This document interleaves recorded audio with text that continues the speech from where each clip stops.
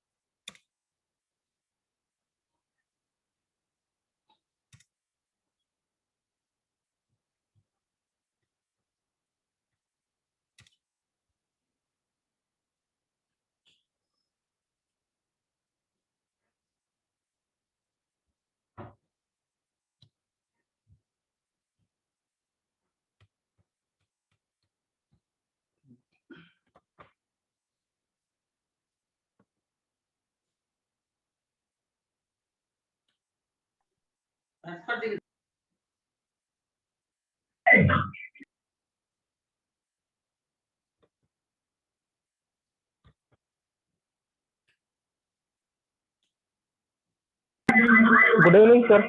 Good evening.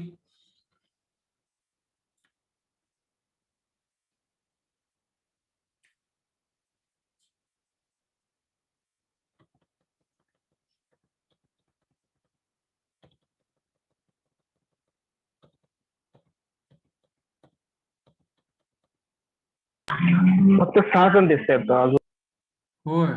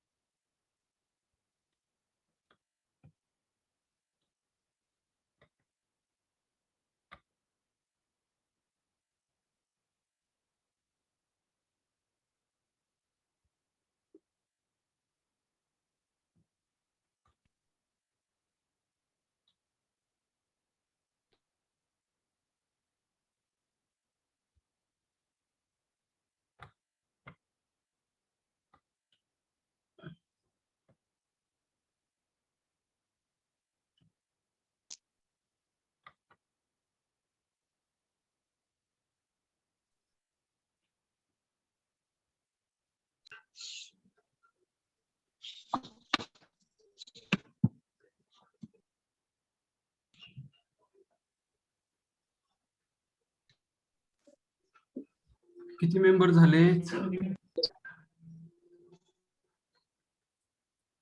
35.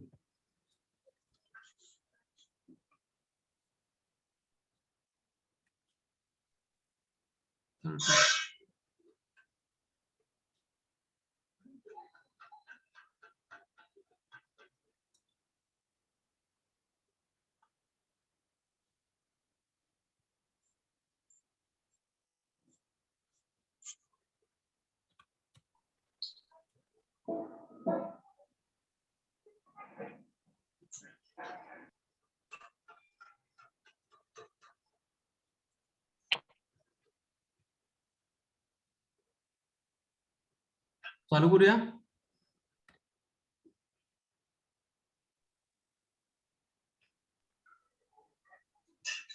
Yes sir.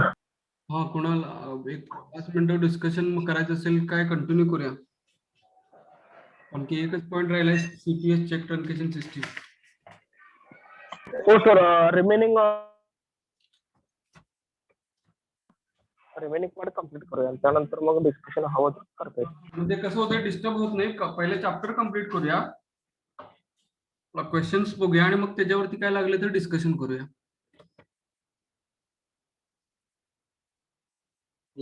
Sir page number किती? Page number बघा 501. तिथं चार बॉक्स मध्ये टाका कोणीतरी 501. Page number 501 CTS cheque truncation system.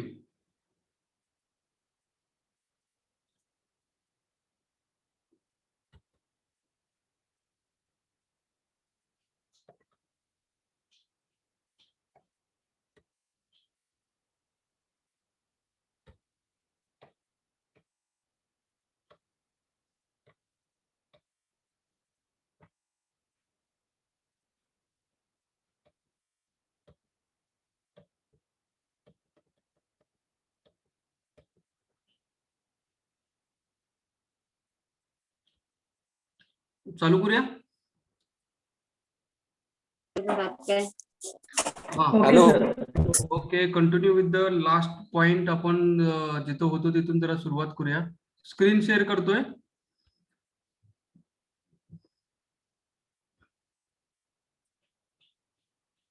दिसते स्क्रीन. रेकॉर्डिंग चालू केले. 51 मेंबर आहे, तर आपण हाफ सेंचुरी केलेली आहे. कंटिन्यू करूया. 2 जण येत आहेत. आपण एक डिफरन्स बघत होता. कधीही समोर जर तुम्ही बघितला तर ते एक टॅब्युलर फॉर्मॅट केलेला आहे की हा मी ऑनलाईनच डाउनलोड केला असला तरी तुम्ही स्टडी करताना सुद्धा का नाही असं कम्पॅरेटिव्हली स्टडी करा. म्हणजे तुम्हाला ज्यावेळेला तुम्ही 11th आवर असेल किंवा एक्झाम पॉईंट ऑफ व्ह्यू असेल किंवा कम्पॅरेटिव्ह स्टडी केल्यामुळे त्याच्यातलं डिफरन्शिएट तुम्हाला करणं सोपं जात आहे. त्यामुळे आता 3 कॉन्सेप्ट आपण बघत होतो. तशाच पद्धतीने तुमचे वेगवेगळे जर कुठले ऍक्ट असतील किंवा लॉज असतील किंवा आता तुम्ही जर लीगल मध्ये गेलात तर त्याचे मेंबर किती, कंपनीचे किती, पार्टनरशिप फर्मचे किती वगैरे ते जे रूल आहेत ते सुद्धा तुम्ही असं कंपनी फर्म हे वगैरे केलात तर तुम्हाला ते सोपं पडेल अभ्यास करायला. आणि पब्लिक लिमिटेड कंपनीमध्ये काय असते, प्रायव्हेट लिमिटेड कंपनीमध्ये काय असते, पार्टनरशिप फर्म मध्ये किती असतात, कुठले, आणि एओपी तुम्हाला माहित आहे ना, असोसिएशन ऑफ पर्सन्स. त्याच्यानंतर एसओपी सिंगल ऑपरेटिंग पर्सन्स या कंपन्या आहेत. ओके, त्या सगळ्याचा तुम्हाला अभ्यास करायला सोपं जाईल. ते पण ह्या फॉर्मॅटमध्ये करून घ्या. ह्याच्यात आपण बघत होतो एनईएफटी, आरटीजीएस आणि मोबाईल बँकिंग मधला डिफरन्स केले. मिनिमम ट्रान्सफर व्हॅल्यू किती होती एनईएफटीला 1 लाख, पण त्याच्यामध्ये कसं आहे की मिनिमम ₹1 आहे. आरटीजीएस ला कमीत कमी 2 लाखाच्या वर पाहिजे आणि आयएमपीएस ला सुद्धा आपण ₹1 वर ट्रान्सफर करू शकतो. पेमेंट ऑप्शन कुठले आहेत, ऑनलाईन ऑफलाईन का की डायरेक्ट ऑनलाईन पण करू शकतो आणि बॅच नंतर सुद्धा ऑफलाईन आरटीजीएस करू शकतो. व्हाईल आयएमपीएस हे कंपल्सरी ऑनलाईन ट्रान्झॅक्शन होतं, इमिडिएट मोबाईल पेमेंट सिस्टीम. त्याच्यानंतर एक ह्याच्यामध्ये युपीआय एक पाहिजे होतं, ते युपीआय ह्याच्यामध्ये दिसत नाही. ते नेक्स्ट टाइम मध्ये आपण जेव्हा बघू त्यावेळेला युपीआय किंवा तुम्ही सुद्धा याच्या पुढे युपीआय एक कॉन्सेप्ट टाका आणि युपीआय पण त्याच्यामध्ये तुम्ही करून चार्ट ठेवला तरी ते तुम्हाला सोपं पडेल. सेटलमेंट बेसिस आहे, हाफ इयरली, रिअल टाइम आणि रिअल टाइम मध्ये होईल. सर्व्हिस टायमिंग हे रिवाइज झालेले आहेत 7 to 7 बघा, जे काही लेटेस्ट सर्क्युलर असेल त्या पद्धतीने बघा. त्यानंतर 24/7 हा मोबाईल बँकिंग साठी असतो. त्याच्यानंतर इनवर्ड ट्रान्झॅक्शन चार्जेस हे काय त्या बँकेचे पॉलिसी प्रमाणे, पण जनरली कुठल्याही बँकेचे इनवर्ड ट्रान्झॅक्शन मला तर वाटत नाही आहेत, पण आउटवर्ड ट्रान्झॅक्शन साठी चार्जेस बँक लावते. पेज नंबर 501 वरती आपण कंटिन्यू करतोय. Cheque truncation system. Okay, CTS बघा. चेक ट्रंकेशन सिस्टीम मी जरासं इथे एक्सप्लेन करण्यासाठी पहिला करतो, किंवा 1-2 मिनिटं पहिल्यांदा पुस्तकातले 2 लाईनी वाचतो मी वरच्या. पेज नंबर 501 बुक रीडिंग करतोय. Cheque truncation system 33.9.4. Prior to the CTS clearing, instruments used to be settled through micro clearing. There were total 66 micro centers across India. असे ज्यावेळेला पॉइंट्स आणि नंबर्स असतात ते शक्यतो लक्षात ठेवायचा प्रयत्न करा. भारतामध्ये 66 मायकर सेंटर्स होते. त्याच्यामध्ये आपला एक मुंबई रिजन मध्ये पंजाब नॅशनल बँक हे क्लिअरिंग हाऊस होतं. These micro centers used to undertake clearing and settlement in their local geography. The intra-micro clearing was considered outstation clearing. During micro clearing, physical instruments are traveling for clearing to the respective MICR centres. आपल्याला माहिती आहे, आपल्याकडे एक माणूस असायचा की म्हणजे आपल्यातलाच एक क्लार्क असायचा, तो दररोज आपलं पंजाब नॅशनल बँक जी आहे होती मुळात त्या ह्याच्यापाशी, आमच्या इथे कोल्हापुरात ते कुठला तो पूल पारिक बँक होती, जेमस्टोन बिल्डिंग मध्ये होती. तिथं ते एक माणसाचं आपलं दररोजचं एक काम त्याच्यातच अडकून राहायचं की पहिल्यांदा ईसीएस आणायला जायचं, इनवर्ड आणायला जायचा, मग ईसीएस आणायला जायचा, मग इनवर्ड रिटर्न द्यायला जायचा, येताना आउटवर्ड घेऊन यायचा. अशा पद्धतीचं जे त्याचं काम चालायचं आणि परत आउटवर्ड रिटर्न करायचं. मग फॅसेट मशीनवरती प्रत्येक ब्रांचेसला त्यानं त्याचे इफेक्ट कळवायचा. मग तिथं ब्रांचेस दुसऱ्या दिवशी किंवा त्या दिवशी आदल्या दिवशीचं पोस्टिंग फंडिंग करायची आणि मग ते क्लिअरिंग असं सेटल व्हायचं. आणि ह्याच्यामध्ये काय व्हायची की physical movement of the cheque, ते इन्स्ट्रुमेंट आहे negotiable instrument, cheque is negotiable instrument, त्याची फिजिकल मुवमेंट व्हायची. तर चेक ट्रंकेशन सिस्टीम म्हणजे काय, त्या शब्दातच अर्थ आहे की ट्रंकेशन कशाचं, चेकचं. ट्रंकेशन म्हणजे पुढं मुवमेंट होण्यापासून वाचवणे. तर इथे एक स्क्रीनवरती तुम्हाला बघायला मिळेल. ह्याच्यासोबत एक मी दुसरं एक प्रेझेंटेशन आहे माझ्याकडे, जे मी लेक्चर किंवा ह्याच्यासाठी घेतो. तर त्याचं मी प्रेझेंटेशन देतो या चेक ट्रंकेशन सिस्टीमसाठी. चेक ट्रंकेशन सिस्टीमचं अस्तित्व कोणी तयार केलं तर ह्याच्या पाठीमागे कोण आहे, एनपीसी आहे. आपल्याला माहित आहे नॉन प्रॉफिट ऑर्गनायझेशन कंपनी आहे ही, एनपीसी आहे. आणि ह्या मेजर 10 बँक्स आहेत, 1 2 3 4 5 6 7 8 9 10. या 10 बँकांनी मिळून एनपीसीआयची फॉर्मेशन झालं. आणि ह्या मेंबर बँक्स आहेत, त्याच्यामध्ये पंजाब नॅशनल बँक सुद्धा आहे. तर रिझर्व्ह बँक ऑफ इंडिया आणि इंडियन बँक असोसिएशन यांच्यामार्फत या कॉर्पोरेट कंपनीचं, नॉन प्रॉफिट ऑर्गनायझेशन कंपनी आहे, त्या कंपनीचं अपेक्स ऑर्गनायझेशन म्हणून पेमेंट सिस्टीमच्या याच्यामध्ये एक अम्ब्रेला ऑर्गनायझेशन ज्याला म्हणून, तर एनपीसीआयचं फॉर्मेशन झालं. आणि फाउंडर मेंबर्स कोण होते, ह्या 10 बँका. त्याच्यानंतर काय काय सर्व्हिसेस या एनपीसीआय देतात मी येतो सीटीएस मध्ये, पण ह्या गोष्टी पण सांगतो कारण की ऍडिशनल आहेत. फायनान्शियल स्विचिंग सर्व्हिसेस म्हणजे काय, त्याच्यामध्ये एनएफएस आहे, जे नॅशनल फायनान्शियल स्विच. त्यानंतर इमिडिएट पेमेंट सर्व्हिसेस, आयएमपीएस ज्याला म्हणतोय आपण. त्याच्यानंतर रुपे कार्ड्स आणि हे पॉस आपल्याला नेटवर्क माहित आहे. युआयडी बेस, आधार बेस इनेबल सिस्टीम जे आहे ह्या माहित आहेत. ह्या फायनान्शियल सर्व्हिसेस आहेत.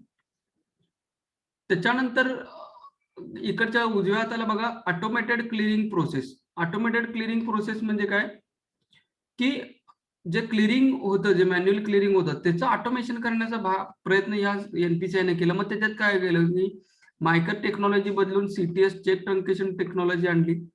त्याच्यानंतर एक्सप्रेस चेक क्लिअरिंग सिस्टीम ही अजून चालू व्हायची आहे, पण आपल्याला ईसीएस चालू झालं.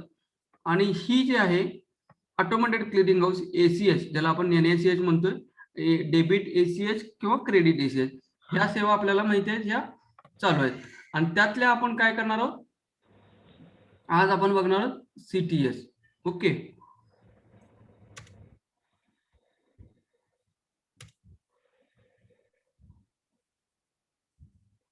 त्याच्यानंतर पहिल्यांदा चेक ट्रंकेशन सिस्टीम मध्ये करताना आपण काय बघूया की पहिल्यांदा चेक काय आहे, काय सीटीएस 2010 स्टँडर्डचे आहेत.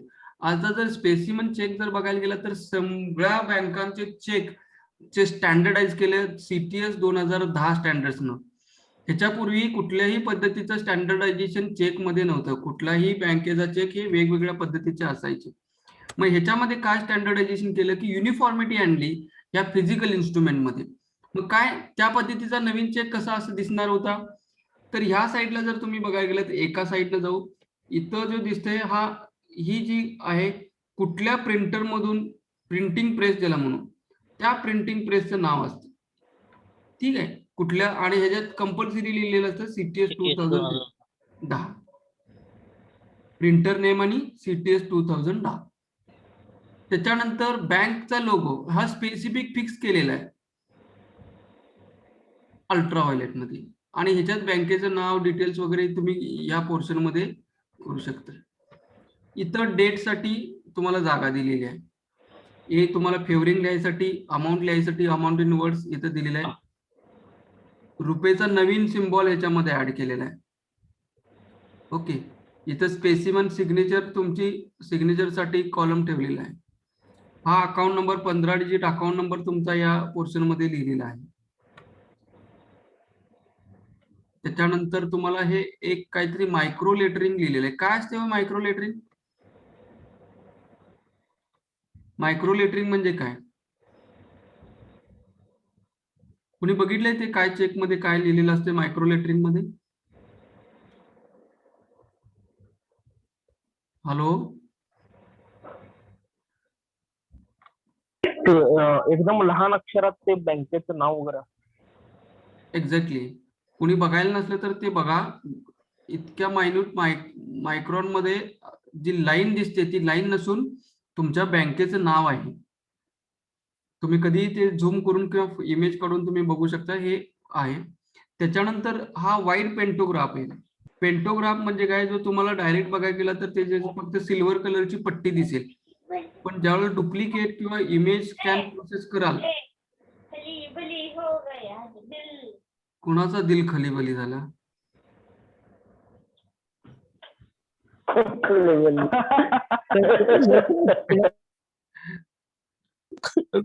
काय रे बापरे, त्याला लेक्चर चालू करायला सुद्धा लक्षात येत नाही.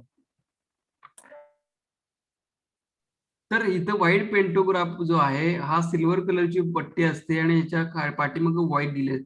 हे जे आहे हे सिक्युरिटी फीचर्स ऍड केलेलं आहे, ज्याच्याकडून तुमचा चेक ज्या वेळेला तुम्हाला माहिती आहे अशा बऱ्याच घटना घडलेल्या होत्या की त्या चेकचा कलर झेरॉक्स काढून चेक क्लिअरिंगला टाकलेला फिजिकल मुवमेंट मध्ये द्यायचा किंवा ह्याच्यामध्ये द्यायचा, त्याच्यामुळे बरेचसे फ्रॉड्स झाले. आणि that is the reason why this white pentagram was introduced into the CTS 2010 specifications. तर याचा मेन फीचर्स काय, तर ह्यो अल्ट्राव्हायोलेट रेजच्या अंडर मध्ये ऍक्टिव्हेट होतो. आणि ह्याचं कारण काय असतं की ज्या वेळेला तुमचा चेकची झेरॉक्स कॉपी केलेली आहे, कलर कॉपी काढलेली आहे, आणि त्याच्यावरती तुमचा जर कलर कॉपी काढून जर तुमचा चेक स्कॅनिंगला आला असेल तर इथं हा व्हाईट पेंटोग्राफ एनेबल होतो. एनेबल होतो म्हणजे काय, तुमच्या इमेज वरती प्रिंट होऊन येतो.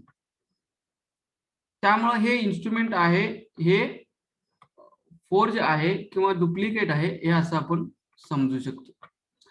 हे ह्या व्हाईट पेंटोग्राफचा मेन मोटिव्ह होता. आणि ह्याच्याबद्दल मी तुम्हाला सांगायला नको, ही आहे मायकर स्ट्रीप. ही काय आहे, ही मायकर स्ट्रीप आहे.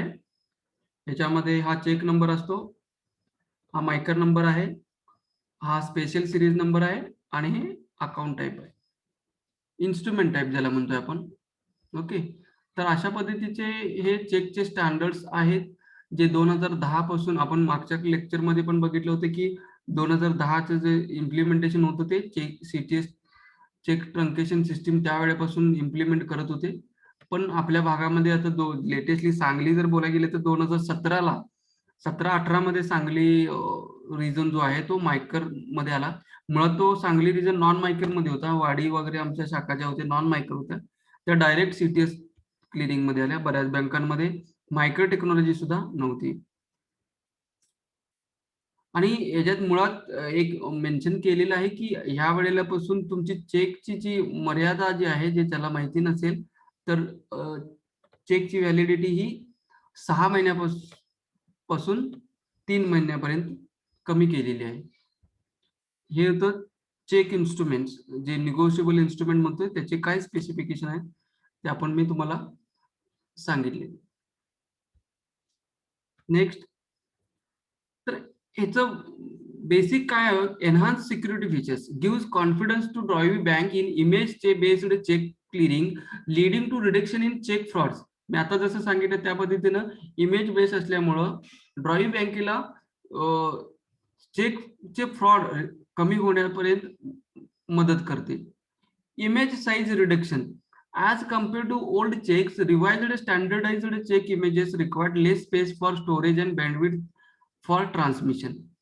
हे केबी मध्ये डेटा स्टोरेज होत असल्यामुळे याची बँडविड्थ चोकअप कमी होते. बँडविड्थ म्हणजे काय, जे आपण नेटवर्क वापरतोय त्याची कॅपॅसिटी, ह्याला बँडविड्थ म्हणतात. म्हणजे त्याच्यातून किती साईजचा डेटा आपण पाठवू शकतो. ऑटोमेशन, ऑटोमेशन म्हणजे काय, कुठल्याही गोष्टीचं अटकमटक करण्याच्या भानगडीला आपण ऑटोमेशन म्हणतोय. म्हणजे ज्याच्यात माणसाचा वावर कमी असावा. ठीक आहे.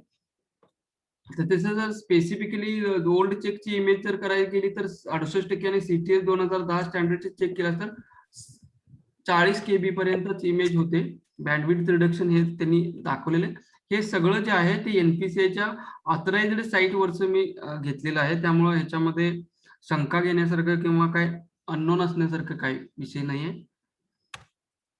त्याच्यानंतर आहे it is a process of stopping the physical movement of the cheque. हे आपण आता बऱ्याच लोकांना माहिती नाही किंवा जे क्लिअरिंग करत नाहीये त्यांच्यासाठी हा मी स्पेशल माझा तो ह्याच्यातला पोर्शन मी इकडे कव्हर करतोय, जो ट्रेनिंगला मी घेतो तो.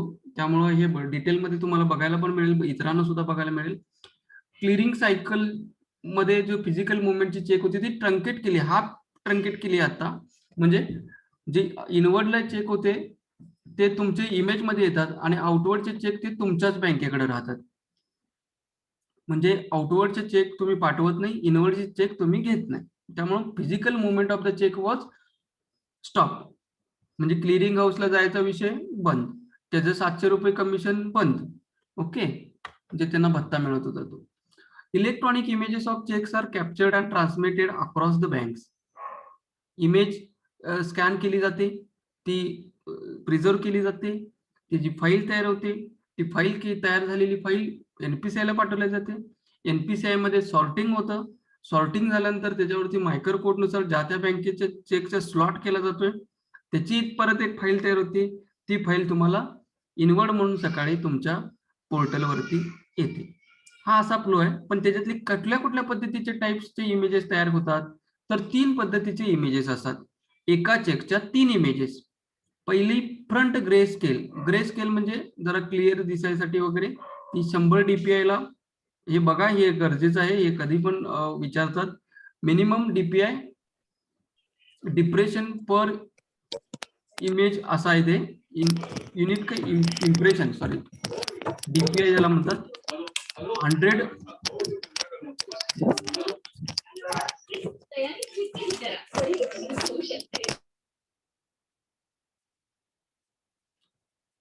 100 DPI ला स्कॅन करायचं आहे. फॉर्मॅट आहे JPG किंवा GIF. हे लक्षात ठेवा, आहे तसंच. फ्रंट आणि ब्लॅक अँड व्हाईट, जशी फ्रंट ग्रे होती तशीच ब्लॅक अँड व्हाईट मध्ये फ्रंटची इमेज तयार व्हायला पाहिजे. त्याची CCIT फॉर्मॅट मध्ये किंवा G4 फॉर्मॅट मध्ये, TIFF ज्याला म्हणतोय, या TIFF फॉर्मॅट मध्ये तयार व्हायला लागते. आणि रिअर पाठीमची बाजू जी ब्लॅक अँड व्हाईट मध्ये होती. अशा पद्धतीच्या 3 इमेजेस तयार होतात. MICR band data like cheque number, MICR code, short account number, transaction code is captured by cheque scanner. जिथं फॅसेट मशीन होतं, जिथं फॅसेट मशीन तुमचं किंवा सॉर्टर मशीन होतं पीएनबीला, ते चेक घातल्यानंतरची खालची मायकर पट्टी जसं वाचत होतं आणि त्या बँकेचा चेक सॉर्ट होत होता, सेम पद्धतीमध्ये मायकर कोड हे चेक स्कॅनर जो बसवलेला आहे, ओसीआर टेक्नॉलॉजीनं हा चेक स्कॅनर रीड करते आणि मायकरची पट्टी आहे ती मायकरची पट्टी वाचून ते एन्कोडिंग आणि डिकोडिंग याच्यामध्ये गरजेचं नाहीये. जे तुम्ही पाठीमागच्या साईडला एम्बॉसिंग करत होता चेक स्कॅन सॉर्ट करते वेळी फिजिकल मुवमेंट ज्यावेळेला होती ते जेव्हा मायक्रो टेक्नॉलॉजीमध्ये त्याची इतकं गरज नाही आहे एन्कोडिंग करायची पाठीमागच्या साईडला. त्याच्यानंतर for amount field either manual field और फाईल अपलोड ऑप्शन आहे. बऱ्याचदा असेच फाईल ज्यावेळेला आपण तुम्ही करताय आउटवर्डची फाईल केल्यानंतर तुमच्याकडे एक सीबीएसची फाईल तयार होते, कारण की आलेला चेक तुमचा क्लार्क असेल तो तुमच्या सिस्टीम मध्ये सीबीएस मध्ये मारलेला असतोय, म्हणजे त्याची डेटा एंट्री करतोय. असे 100 चेकची डेटा एंट्री त्या दिवसाचं आउटवर्ड असतं आणि त्या आउटवर्डची एक फाईल तयार होते पोस्ट डेट पोस्टिंगच्या रूपानं, आणि ती तयार झालेली फाईल तुमच्या चेक स्कॅनरची जी इमेज सिस्टीम आहे, सॉफ्टवेअर आहे, त्याच्याला इनपुट दिल्यामुळं त्या इनपुट वरती तुमच्या अकाउंट येतं, त्याची अमाऊंट येते आणि त्यामुळं तिथला डेटा आणि चेकवरचा डेटा मॅच करून तुम्हाला कमीत कमी डेटा फील्ड करायला लागेल. त्याच्यासाठी हे for amount either manual or file upload option available आहे आणि फाईल अपलोड ऑप्शन घेतल्यामुळं डेटा एंट्री करायला कमीत कमी डेटा एंट्री करायला लागते. Clearing process carried out on the basis of cheque images and data captured. आपल्याला माहित आहे चेकची इमेज किंवा डेटा स्कॅन करून जे आपण घेतोय त्याच्यावरती क्लिअरिंग प्रोसेस होते. Settlement is arrived at one basis captured micro data plus aggregate amount. जी काय मायक्रो डेटा आपण त्याच्यामध्ये भरलेलं एक्सएमएल फाईल तयार होते आणि आपली आलेली टोटल बेरीज याच्यावरती एनपीसीआय मध्ये सेटलमेंट होतं. Physical cheques are retained at the presenting bank itself. Presenting bank म्हणजे कोण? तुम्ही ज्याच्याकडे चेक आउटवर्डला आलाय ती बँक म्हणजे प्रेझेंटिंग बँक. त्यामुळं प्रेझेंटिंग बँकेकडेच चेक ठेवतोय. आता तुम्हाला जसं म्हटलं की तुमचा चेक दुसऱ्याकडे, दुसऱ्यांचा चेक तुमच्याकडे. ठीक आहे. आता मायकर आणि सीटीएस मध्ये काय बदल घडला? मायकर टेक्नॉलॉजी मध्ये आणि चेक ट्रंकेशन सिस्टीम मध्ये हे स्क्रीनशॉट पाहिजे असतील तर काढून घ्या, माझ्या त्या प्रेझेंटेशन मध्ये नाहीये. इमेज किंवा MICR data capturing at presenting bank is optional, कारण की इमेज त्यावेळेला गरजच नव्हती. आणि इथं काय इमेज आणि MICR data capturing at presenting bank म्हणजे ज्या बँकेकडे चेक आलाय वसुलीला ती bank. Physical cheque send to the MICR CPC, images are sent to the or micro data transmitted to the CPC. CPC म्हणजे clearing processing centre. Endorsement is done at clearing house while processing the checks on reader or sorter machine. मी तुम्हाला आता सांगितलं sorting machine वरती मायकर data read केला जातो आणि त्या ब्रँचेसचा check, बँकांचा चेक त्या स्लॉट मध्ये जाऊन पडतोय. Endorsement is done at presenting bank during image capture process. ज्यावेळेला तुम्ही स्कॅन करत असते त्याच वेळेला ऑटोमॅटिक ते सॉर्ट होते, कारण की त्याच्यामध्ये एक राउटिंग नंबर जनरेट झालेला असतो बँकेचा, त्या बँकेच्या मायकर कोड नुसार. मायकर सीपीसी कॅप्चर्स डेटा. परत एकदा कोणीतरी अनम्यूट होते. रवींद्र मठपती कोण? डिस्टर्ब होतोय, प्लीज तुम्ही अनम्यूट करू नका. कुठं होतं? हा, member banks collect physical inward clearing cheques from MICR CPC. Member banks त्या फिजिकल, मी आता सांगितलं तसं माणूस जायचा तो स्वतः चेक कलेक्ट करायचा आपल्या बँकेचे. तिथं मी बघितलं होतं कधीतरी एकदा गेलो होतो तिथं, ते आपले ट्रे असतात ना, त्या ट्रेवरती तुमची नावं Mahalakshmi bank, Panchganga bank, Vidarbha bank, urban bank असे ट्रे असायचे. मग ते सॉर्टिंग मशीन मध्ये सॉर्ट झाल्यानंतर क्लिअरिंग हाऊसचा माणूस काय करणार की त्या गट्ट्यामध्ये तुमच्या ह्याच्यात रबर बँड टाकणार आणि चेक टाकून देणार त्याच्यात. ही अशी पद्धत होती फिजिकल सॉर्टिंगची. आणि आता कसं होतंय, clearing house delivers inward files containing images data and data to drawee banks in soft copy. आपल्याला एक्सएमएल फाईल येते, 2 पद्धतीच्या फाईल्स असतात त्या आपण बघू, त्याची नावं सुद्धा तुम्हाला दाखवतो. आणि अशा पद्धतीने फिजिकल मुवमेंट चेक आणण्याला जाण्यापेक्षा तुम्हाला इनवर्ड फाईल्स मध्ये इमेज आणि डेटा. ट्रॉवी बँक म्हणजे कोण? तुम्हाला इनवर्ड येते. प्रेझेंटिंग बँकिंग म्हणजे कोण? ज्याच्या बँकेत शाखेत चेक आपल्या बँकेचा बसलाय तो. Digital signatures are not required in MICR clearing. आता cheque images and data are digitally signed. तुम्हाला कालच म्हटलं की क्लास 3 डिजिटल सिग्नेचर लागते एसीएच एनएसीएच करायसाठी. एक जर एप्रिल पासून त्याचं 20 एप्रिल पासून त्याचं लागू केलेलं आहे एनपीसीआयनं, आणि बऱ्याच जणांच्याकडं क्लास 3 डिजिटल सिग्नेचर काढून एनएसीएच ची ज्या फाईली येतात त्या डिजिटल सिग्नेचरनं साईननं अपलोड करायला लागतात. 20 एप्रिल लक्षात ठेवा, मागच्या महिन्यापासूनच ही चालू झालेलं आहे. तोपर्यंत डिजिटल सिग्नेचर सीटीएसला सुद्धा लागत नव्हतं. As checks are delivered physically to Micro CPC, no image quality assurance IQA. इमेजची काही गरजच नाही ना, तिथे इमेज फिजिकलच जात होतं, त्यामुळे इमेजची क्वालिटी काय असायला पाहिजे असं काय नव्हतं. डायरेक्टच चेक त्यांच्या हातात असायचा. पण इथं कसं आहे, इमेज प्रोसेस करत असताना त्या इमेजची क्वालिटी आहे ती मेंटेन करायला पाहिजे. जे 100 DPI सांगितलेलं आहे एनपीसीआयनं त्या फॉर्मॅटमध्ये, किंवा TIF असेल तर 200 DPI ला स्कॅन करायचे. ते जर स्टँडर्डाइज हे तुमच्या कॅप्चर सिस्टीममध्ये जे सॉफ्टवेअर आहे त्याच्यामध्ये मेंटेन केलेलं असतं. त्यामुळे जी क्वालिटी आहे ती त्या लेवलची मेंटेन करण्याचं काम ते क्लिअरिंग सॉफ्टवेअर करत असतं. कारण की काय होतंय की image captured in capture system and clearing house interface, त्याच्यामध्ये जो CHI आहे, तुम्ही कुठल्या बँकेचे सब मेंबर आहात त्या बँकेचा मोठा CHI क्लिअरिंग हाऊस इंटरफेस असतो. आणि क्लिअरिंग हाऊस हे मुंबई आहे. मुंबईमध्ये एनपीसीआयच्या डेटा सेंटरमध्ये क्लिअरिंग हाऊस आहे. क्लिअरिंग हाऊस इंटरफेस म्हणजे तुमची सब मेंबर स्पॉन्सर बँक असते आणि तुम्ही त्याचे सब मेंबर बँक, अशा पद्धतीचा फ्लो आहे. Cheque transaction processing by banks on the basis of physical instrument and micro data. इथं काय नाही, डायरेक्ट प्रोसेसिंग इमेज आणि micro data. Dishonoured instruments are returned by drawee bank along with return advice to presenting bank. इथं काय होतं उलट, only micro data transmitted to the dishonoured instrument. एक रिटर्नची पण फाईलच येते drawee banks with return reason code presenting bank. Drawee banks preserve paid instrument, paid physical instrument, presenting bank preserve paid physical instrument.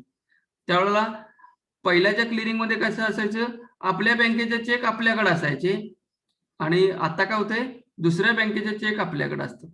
हे मेन डिफरन्स आहे CTS technology आणि micro technology मध्ये. Customer services, better customer services तुम्हाला आता सांगायला लागणार नाही, कारण बऱ्याच कस्टमरला सुद्धा आता याचा अवेअरनेस झालाय. त्यामुळे सेकंड डे इफेक्ट, पूर्वी T+2 ला इफेक्ट असायचा, आता सेकंड डे इफेक्ट आहे. बऱ्याच बँका जर 24/7 वर्किंग मध्ये असतील बॅक ऑफिस, तर ते सेम डे पण इफेक्ट देऊ शकतात. कारण की सकाळी पाठवलेले चेक आउटवर्डचे संध्याकाळी तुम्हाला सेटलमेंट पण करू देतात. त्यामुळं आपण पाठवतानाच दुपारी पाठवतो, त्यामुळे ते दुसऱ्या दिवशी तुम्हाला रिटर्नची फाईल येते. त्यामुळं तुम्ही ते त्या दिवशी T+1 डेला सेटलमेंट करू शकता. इझी रिट्रायवल ऑफ इन्फॉर्मेशन, त्यांची नॅशनल आर्कायवल सिस्टीम म्हणून NAS पण एनपीसीआयनं आपल्याला प्रोव्हाइड करून दिलेली होती, ज्याच्यामध्ये तुमचे जवळपास सगळे जे चेक स्कॅन केलेले आहेत त्याचा डेटा तिथं स्टोअर होता. मला माहिती नाही अजून ती चालू आहे का, कारण की बऱ्याचदा आम्ही पाटीमचे चेक वगैरे इमेज लागले तर त्या नॅशनल आर्कायवल सिस्टीमचं तुम्हाला लॉग इन आयडी आणि पासवर्ड दिलेला आहे एनपीसीआयनं, त्याच्यावरती लॉग इन करून तुम्ही ते पाटीमचे चेक बघू शकताय.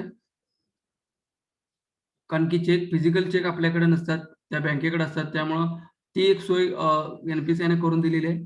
Operational aspect, micro amount encoding not required on cheques, काय एन्कोडिंग करायची गरज नाही पाटीमच्या साईडला.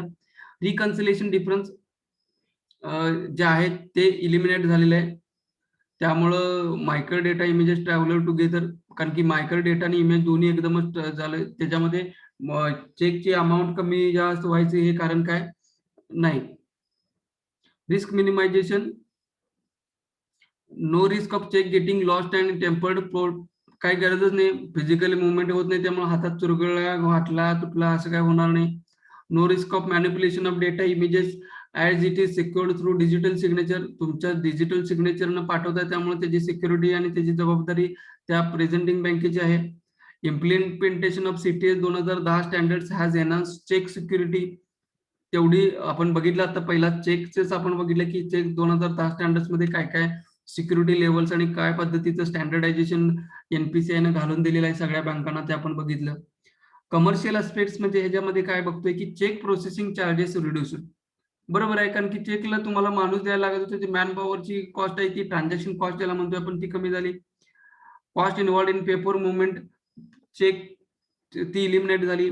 आणि better liquidity management for bank. Sudden तुम्हाला जर अमाऊंट कळत असेल तुमचा लिक्विडिटी अगेन्स्ट आहे का फेवर आहे, त्यामुळं फाईल जमा झाल्याबरोबर तुम्हाला लगेच कळायचं, ते तुम्हाला नंतरला दुपारी वगैरे कळत होते, ते सेम डे किंवा इनवर्ड फाईल आल्यानंतर सकाळी सकाळी तुम्हाला कळते लिक्विडिटी काय करायला लागेल, ऍडजस्ट करायला लागेल का नाही. हे बघा, ह्या अशा पद्धतीचा स्कॅनर असतो. हा युव्ही चेक स्कॅनर. हा पूर्वी मायकर साठी सॉर्टर वापरायचा.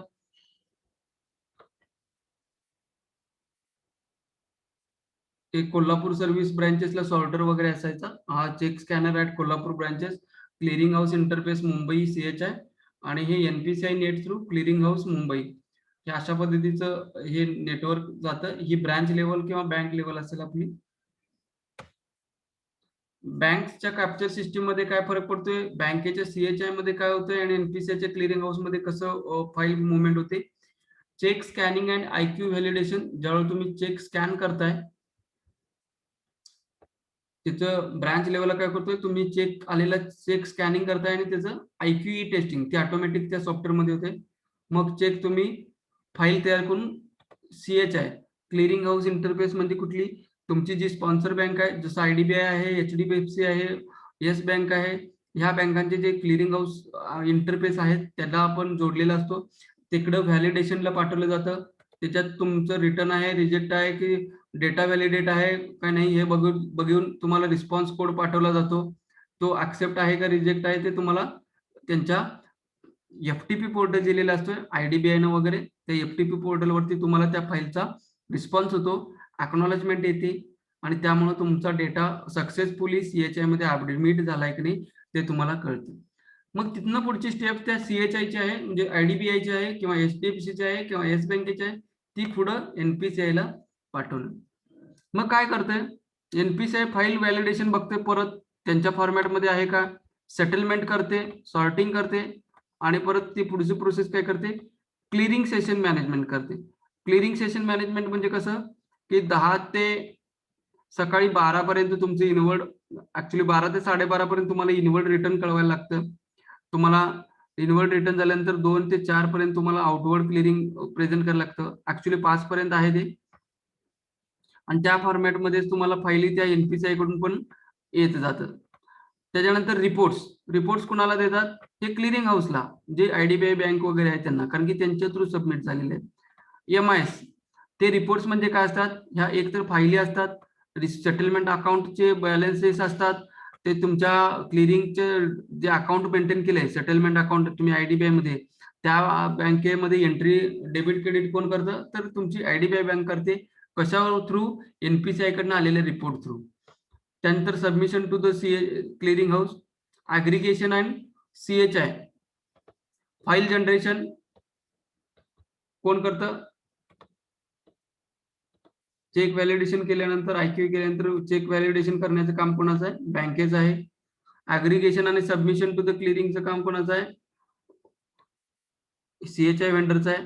आणि क्लिअरिंगचं काय, व्हॅलिडेशन करून परत रिपोर्ट्स पाठवणं, फाईल्स पाठवणं, आणि त्या परत फाईल्स IDBI च्या FTP फोल्डरवरनं बँकेकडे येतात. अशा पद्धतीने हे सायकल चालत असतं. त्याच्यामध्ये सेटलमेंट अमाऊंट आणि इमेज हे एकत्र चालते, त्यामुळं रिकन्सिलेशन ज्याला म्हणतोय ते फास्ट होतं, आणि तुमचे फरक जे लागत होते इमेज वरती आणि ह्याच्यावरती, ते सुद्धा फरक लागणं कमी झाले.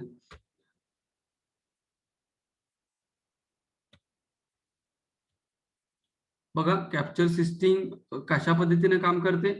कॅप्चर सिस्टीम म्हणजे तुमचं चेक जिथं स्कॅन होतोय ती सिस्टीम आणि त्याला लागणारं software. Capture system converts physical cheque into images आणि XML format, .xml format as mentioned in CHI space. ठीक आहे. त्याचं स्पेसिफिकेशन जे दिलेले आहेत ते NPCI त्या कंपन्यांना दिलेले आहेत. त्या कंपन्यांनी त्या पद्धतीचं सॉफ्टवेअर बनवलेलं आहे. तुम्ही चेक स्कॅन केल्यानंतर त्याच्या 3 चेकची इमेजेस त्या NPCIच्या फॉर्मॅटमध्ये ऑटोमॅटिक तयार होतात.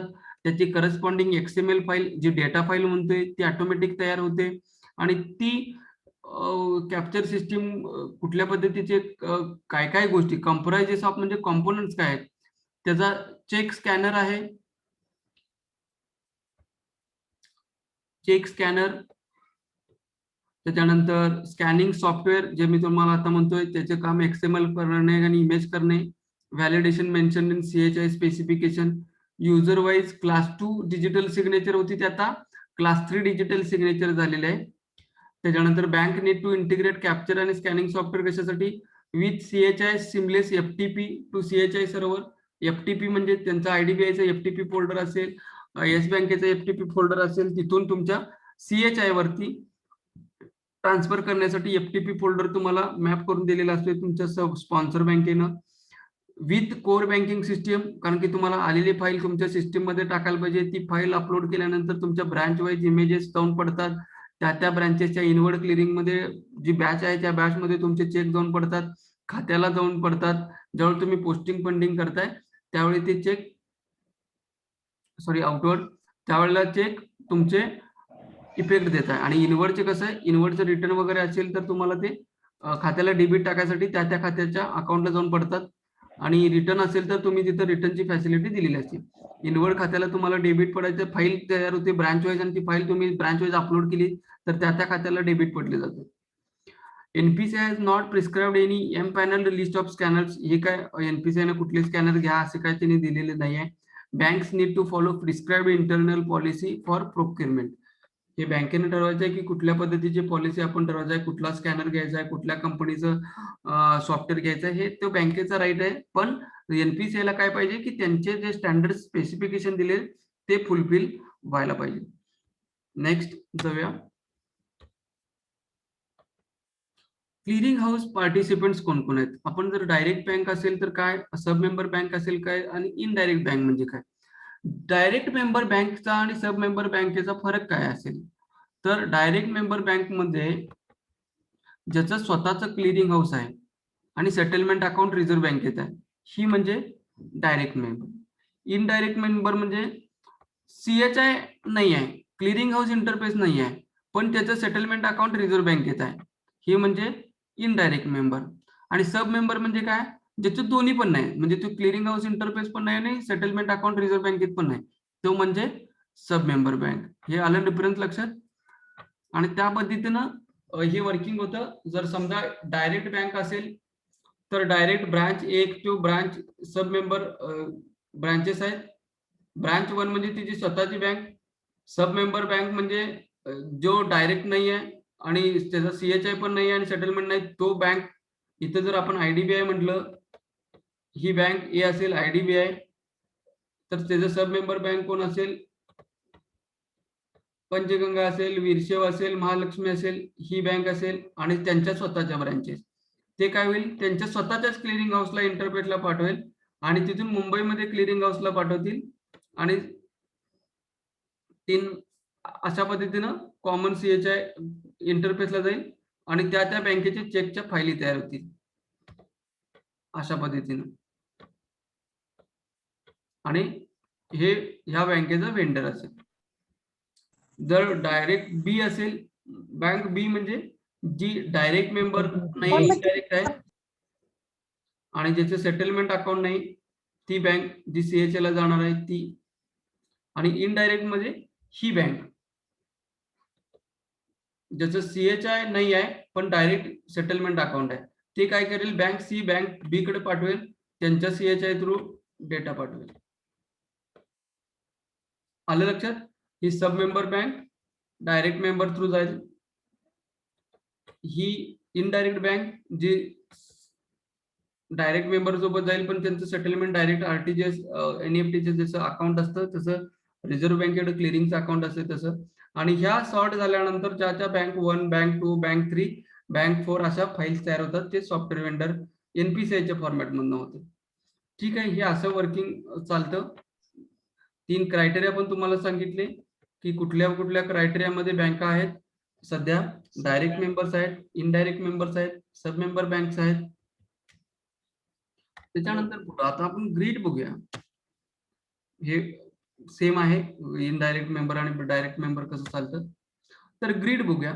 भारतामध्ये 3 प्रकारचे CTS ग्रीड्स आहेत. एक साऊथर्न ईस्टर्न ग्रीड, ज्याला इम्पॉर्टंट वाटतंय त्यांनी ते स्क्रीनशॉट काढून घ्या. मी परत एकदा सांगतोय. Southern eastern grid CH centres at Chennai, म्हणजे हे दक्षिण भारतातली आहे. Western grid CH centre at Mumbai जो आपला भाग आहे. नॉर्दर्न ग्रीड जो उत्तर भारत ज्याला म्हणतोय त्याचे सेंटर आहे दिल्ली. तुम्ही विचार करा आता हे सेंट्रलायझेशन का केलं की आपल्याला माहित आहे 66 मायकर सेंटर होते भारतामध्ये. ते 66 मायकर सेंटर बंद होऊन फक्त 3 क्लिअरिंग हाऊस चालू केले आणि 3 क्लिअरिंग हाऊस रिजन वाईज चालू केलं. त्यामुळे तुमचं ऍटपार चेक हे वगैरेच्या गोष्टीचे लिमिटेशन होतं ते इथं लिमिटेशन मोडूनच केलं. वेस्टर्न ग्रीडमध्ये 5 राज्य दिलेली आहेत मोठी, महाराष्ट्र, गुजरात, मध्य प्रदेश, छत्तीसगड आणि गोवा. परत एकदा सांगतोय, महाराष्ट्र, गुजरात, मध्य प्रदेश, छत्तीसगड आणि गोवा ह्या राज्यातले चेक सायमल्टेनियसली प्रोसेस होतात चेक मुंबईला. त्यामुळं ह्या राज्यातला चेक असेल तर तो तुमचा ऍटपार नाही, विदिन मोमेंट त्या जसं आपलं लोकल क्लिअरिंग असेल त्या पद्धतीचं हे चेक ह्या ग्रीडमध्ये असतात वेस्टर्न ग्रीडमध्ये. त्यामुळे 5 राज्यांचं मिळून एकत्रित क्लिअरिंग होतं. त्यांची डीआर साईट हैदराबादला आहे. मुंबई वेस्टर्न ग्रीडची प्रायमरी आर्कायवल सिस्टीम तुम्हाला जे म्हटलं सीटीएस एनएस नॅशनल आर्कायवल सिस्टीम ज्याला म्हटलं तिथं एक स्कॅन करून कॉम्प्रेस करून ठेवला जातात. त्याचं सेंटर हैदराबादमध्ये आहे. डीआर साईट फॉर आर्कायवल सिस्टीम ही मुंबई आणि दिल्लीमध्ये आहे.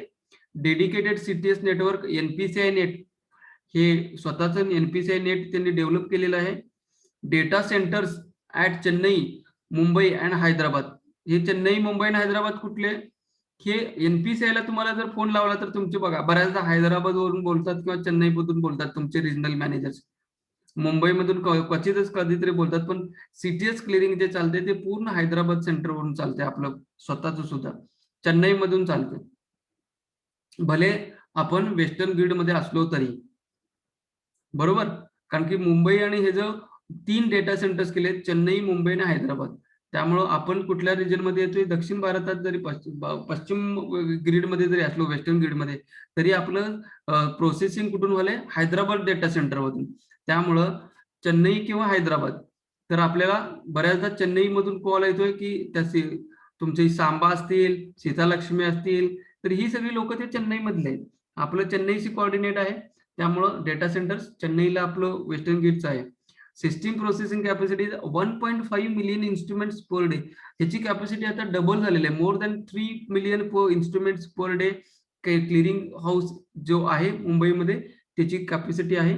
All bank should start participant by 30 June 2013 ही तारीख होती त्यावेळेला. ह्याच्यानंतर 30 जून नंतर ती झाली 31 मे 1 एप्रिल ऍक्च्युली झाली, 30 मार्च झाली, एप्रिल झाली. पण जवळपास 2015 नंतर जवळपास कोल्हापुरात सीटीएस चालू झालेलं आहे. हे 13 पासून जे चालू होतं ते जवळपास 14-15 पर्यंत मेच्या 15ला मला आठवत आहे की कोल्हापुरात clearing house through stream line चालू झाली. अशा पद्धतीने हे सीटीएस आहे. एनएसएच बद्दल आपण काल बोललेलो आहे. फक्त मी काल सांगायचं होतं हे सुद्धा दाखवत होतो मला 2 मिनिटं. एनएसएच म्हणजे काय असते की national payments corporation of India offers financial instruments, corporates and government services, national automated clearing house which includes both debit and credit. आपल्याला माहिती आहे एनएसएच डेबिट आणि एनएसएच क्रेडिट. हे जसं ईसीएस डेबिट आणि ईसीएस क्रेडिट होतं त्याच पद्धतीचे हे एनएसएच डेबिट आणि क्रेडिट आहे. फक्त हे ऑटोमॅटेड झालेलं आहे. ते मॅन्युअली होतं. जसं चेक ट्रान्झॅक्शन सिस्टीम ऑटोमॅटिक झाली त्यावेळेला सुद्धा माणूस आपला जात होता क्लिअरिंग हाऊसला.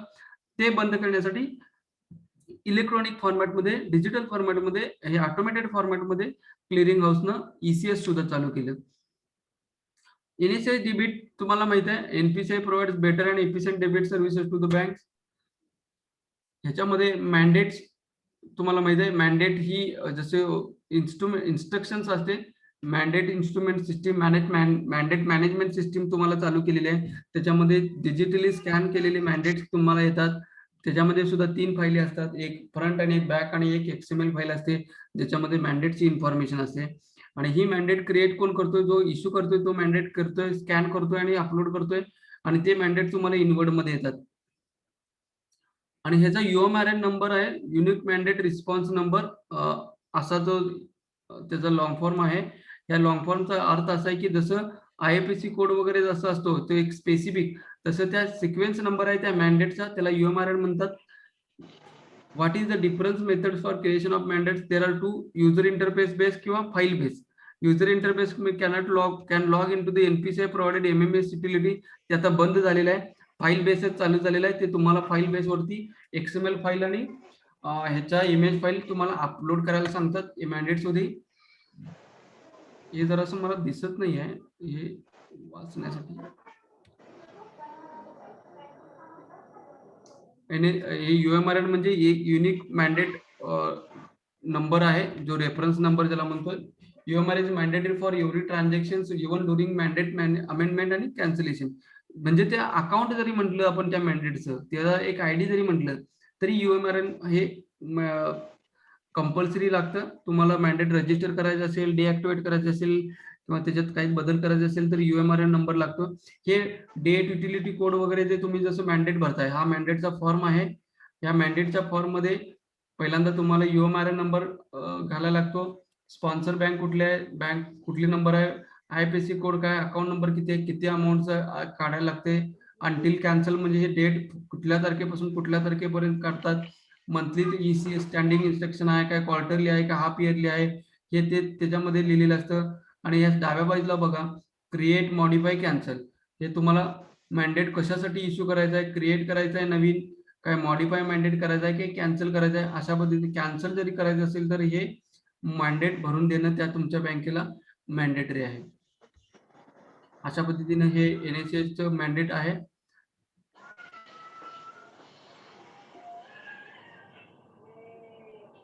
हे NSCHच्या फाईल सुद्धा तुम्हाला दाखवतो. ह्याच पद्धतीनं येतात.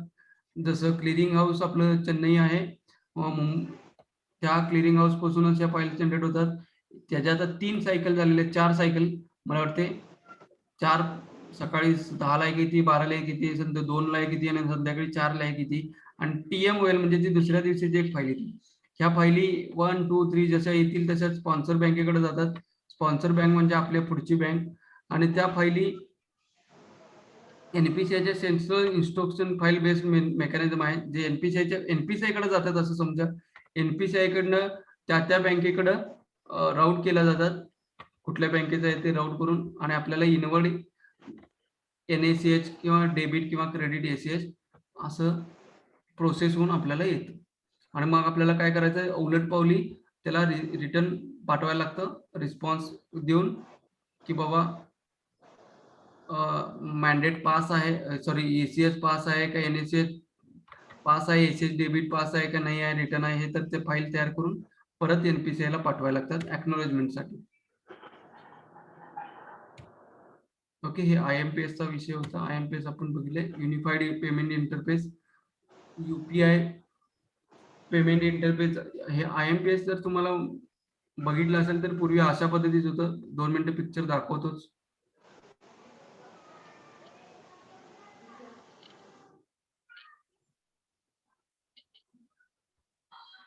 पूर्वी जी जर बघायला गेलात तर MMID जो कॉन्सेप्ट होता ते आता बंद झालाय. म्हणजे मोबाईलवरचे ट्रान्झॅक्शन MMID वरती कमी व्हायला लागलेत. म्हणून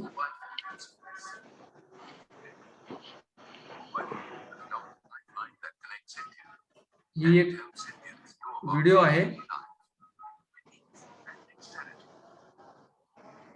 व्हिडिओ दिसतोय सगळ्यांना? दिसतोय. दिसतोय सर, दिसतोय.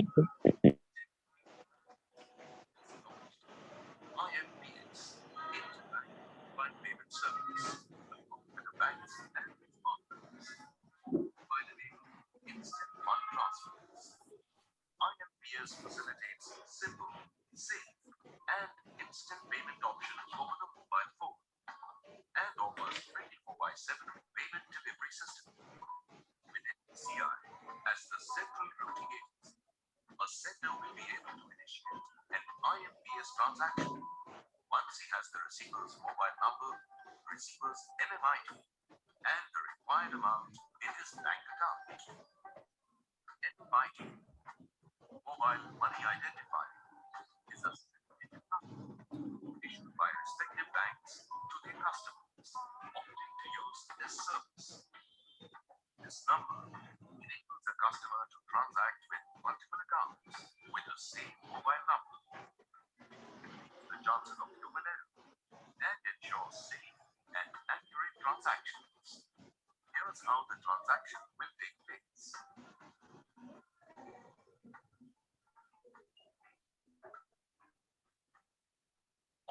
sender has to do is type the receiver's mobile number, receiver's MMID, and the amount to be paid, and initiate a transaction from her mobile phone. The receiver will get an SMS informing him that the said amount is deposited in his bank account. At the same time, the sender will also get an SMS stating that the amount has been credited.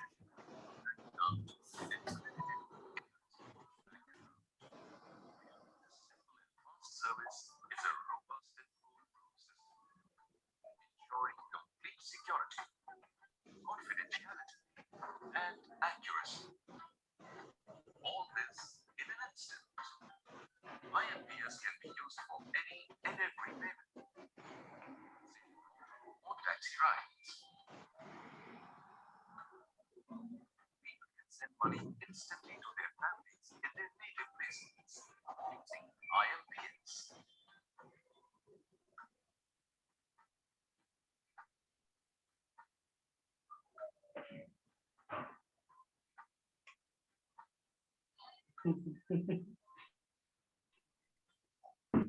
फिरत फिरत ऐका ना म्हणजे झोप नाही येत. If someone needs फिरत money फिरत सकाळी उठलेलं असतं ना.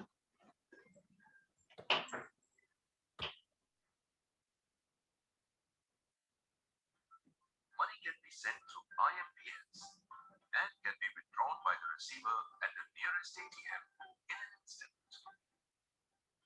For periodic payments like house rents too, IMPS is a convenient way to pay. India is all set to embark on a new era of instant interbank fund transfer. Come, join the movement and opt for the instant and safe payment practice called IMPS. Brought to you by तर अशा पद्धतीनं IMPS मध्ये तुम्ही दोन गोष्टी mention करून घ्या. त्याच्यात जो MMID ज्याला म्हटलं मोबाईल मनी आयडेंटिफायर, हे बऱ्याचदा विचारलेलं आहे. तर त्याचं 7 डिजिट हा रॅन्डमली जनरेट होणारा आयडी आहे. प्रत्येक कस्टमरला तुम्हाला द्यायला लागतो आणि देत होते पूर्वी, पण ही जी P2A सर्व्हिस आहे, सॉरी P2P ज्याला म्हणतो, person to person with mobile number, ही सर्व्हिस बऱ्याच दिवसापासून बंद आहे, कारण की याचा वापर जास्त झाला नाही. त्यानंतर P2A ज्याला म्हणतोय, जसं NEFT RTGS पद्धतीनं IFSC कोड आणि अकाउंट नंबर टाकून जी फॅसिलिटी बेनिफिशरी सेव्ह करून IMPS ट्रान्झॅक्शन होते, त्याच्यामध्येच ट्रान्झॅक्शन मोर दॅन बरेच वर्ष, 1 वर्षाच्या नंतर हे सगळंच P2A P बंद झालं आणि P2U ज्याला mobile account to person to UID आहे, आधार नंबर, हे सुद्धा बंद झालं आणि फक्त आता P2A ट्रान्झॅक्शन चालू आहे, पर्सन टू अकाउंट, ज्याच्यामध्ये IFSC कोड आणि मोबाईल नंबर जसं आपण RTGS NEFT ला घेतोय त्या पद्धतीचं ट्रान्झॅक्शन IMPS मध्ये सध्या चालू आहे.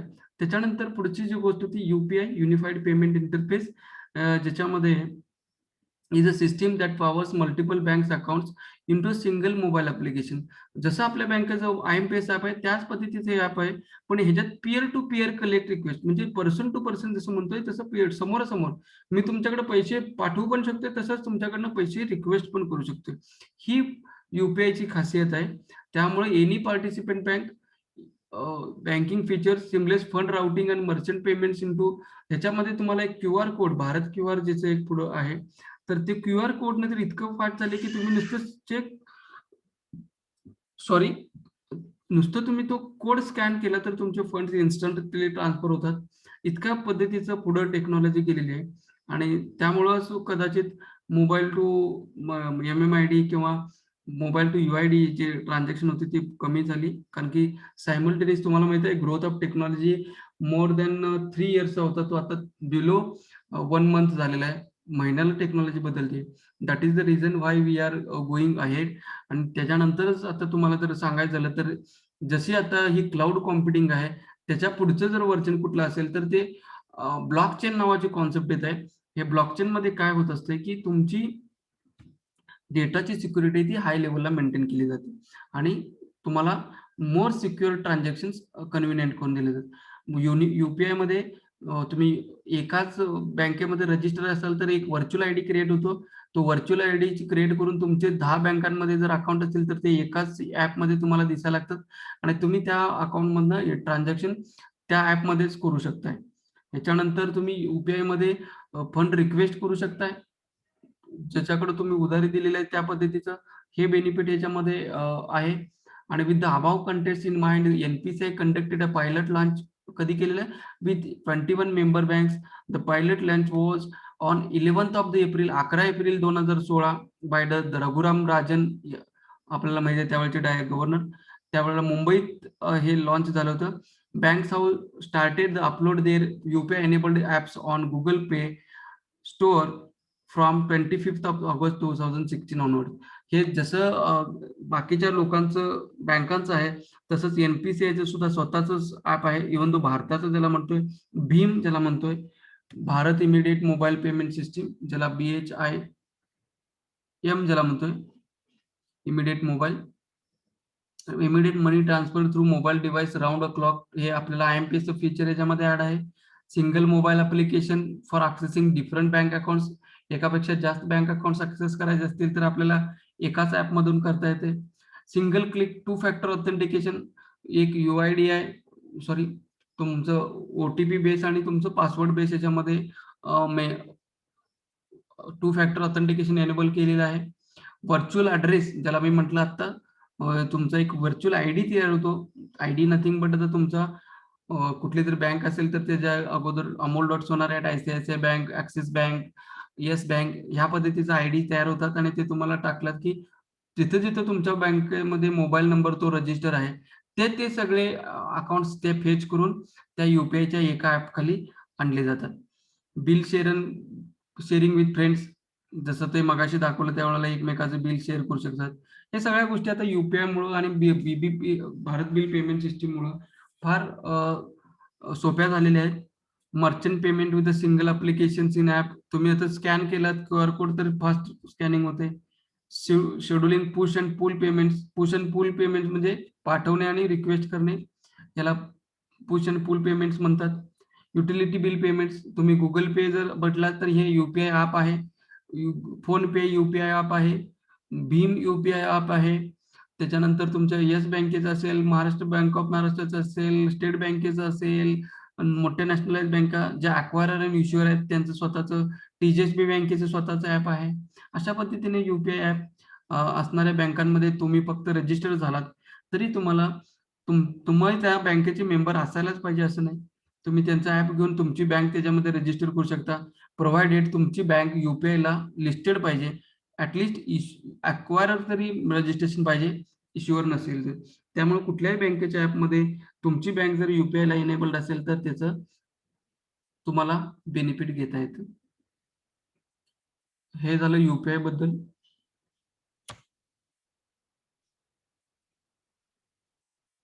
भारत QR, ज्याला मी म्हणत होतो भारत बिल पेमेंट सिस्टीम, जसं भारत QR नावाची कॉन्सेप्ट जे आहे, it is a QR code consist of a black squares arranged in a square grid on a white background which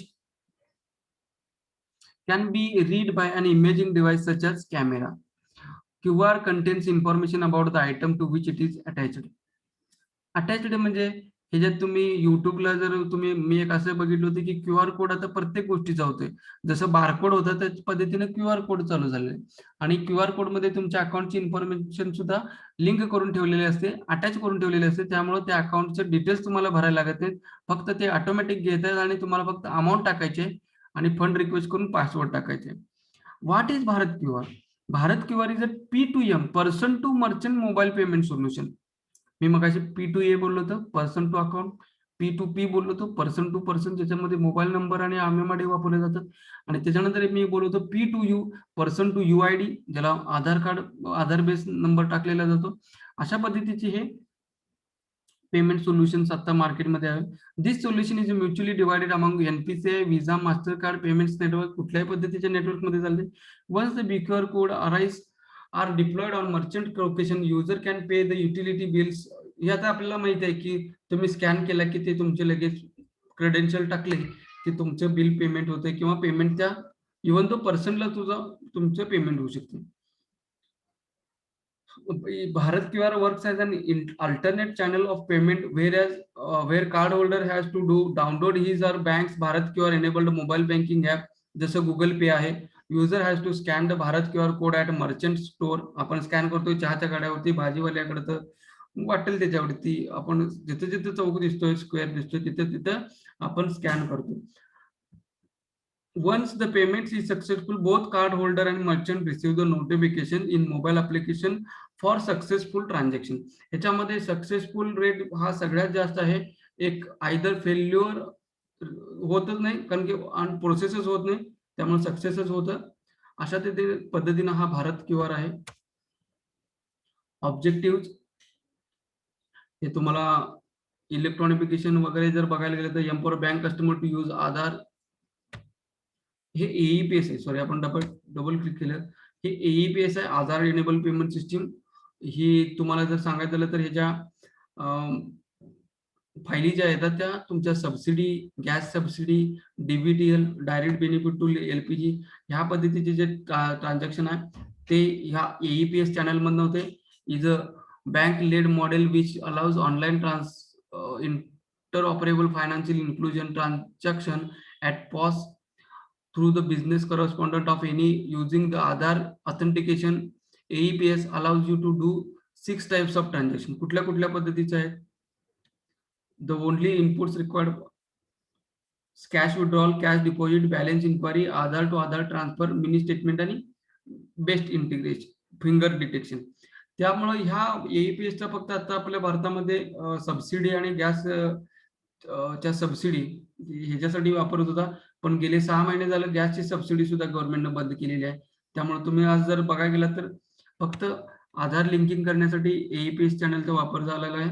आणि गव्हर्नमेंटच्या ज्या सबसिडी येतात डायरेक्ट PM किसान, PF किसान, किसान सन्मान योजना, परत या गोष्टी ज्या नंतरला गव्हर्नमेंट सगळ्या एकमेकाला लिंक करणार आहे, त्यामुळे जे काही तुमचं ट्रान्झॅक्शन होईल ते AEPS चॅनल मधनं होईल.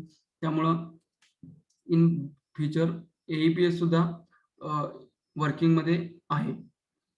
हे AEPS कसं वर्क होते याच्याबद्दलचा हे होता, पण आपल्याला माहित आहे ते पुढे जाऊया त्याच्याबद्दल. क्रेडिट मॉनिटरी, आता हे क्रेडिट इन्फॉर्मेशन हा काय पार्ट आपल्या डिजिटल पेमेंटचा नाही, त्यामुळे ही स्लाइड इथं बंद करतो.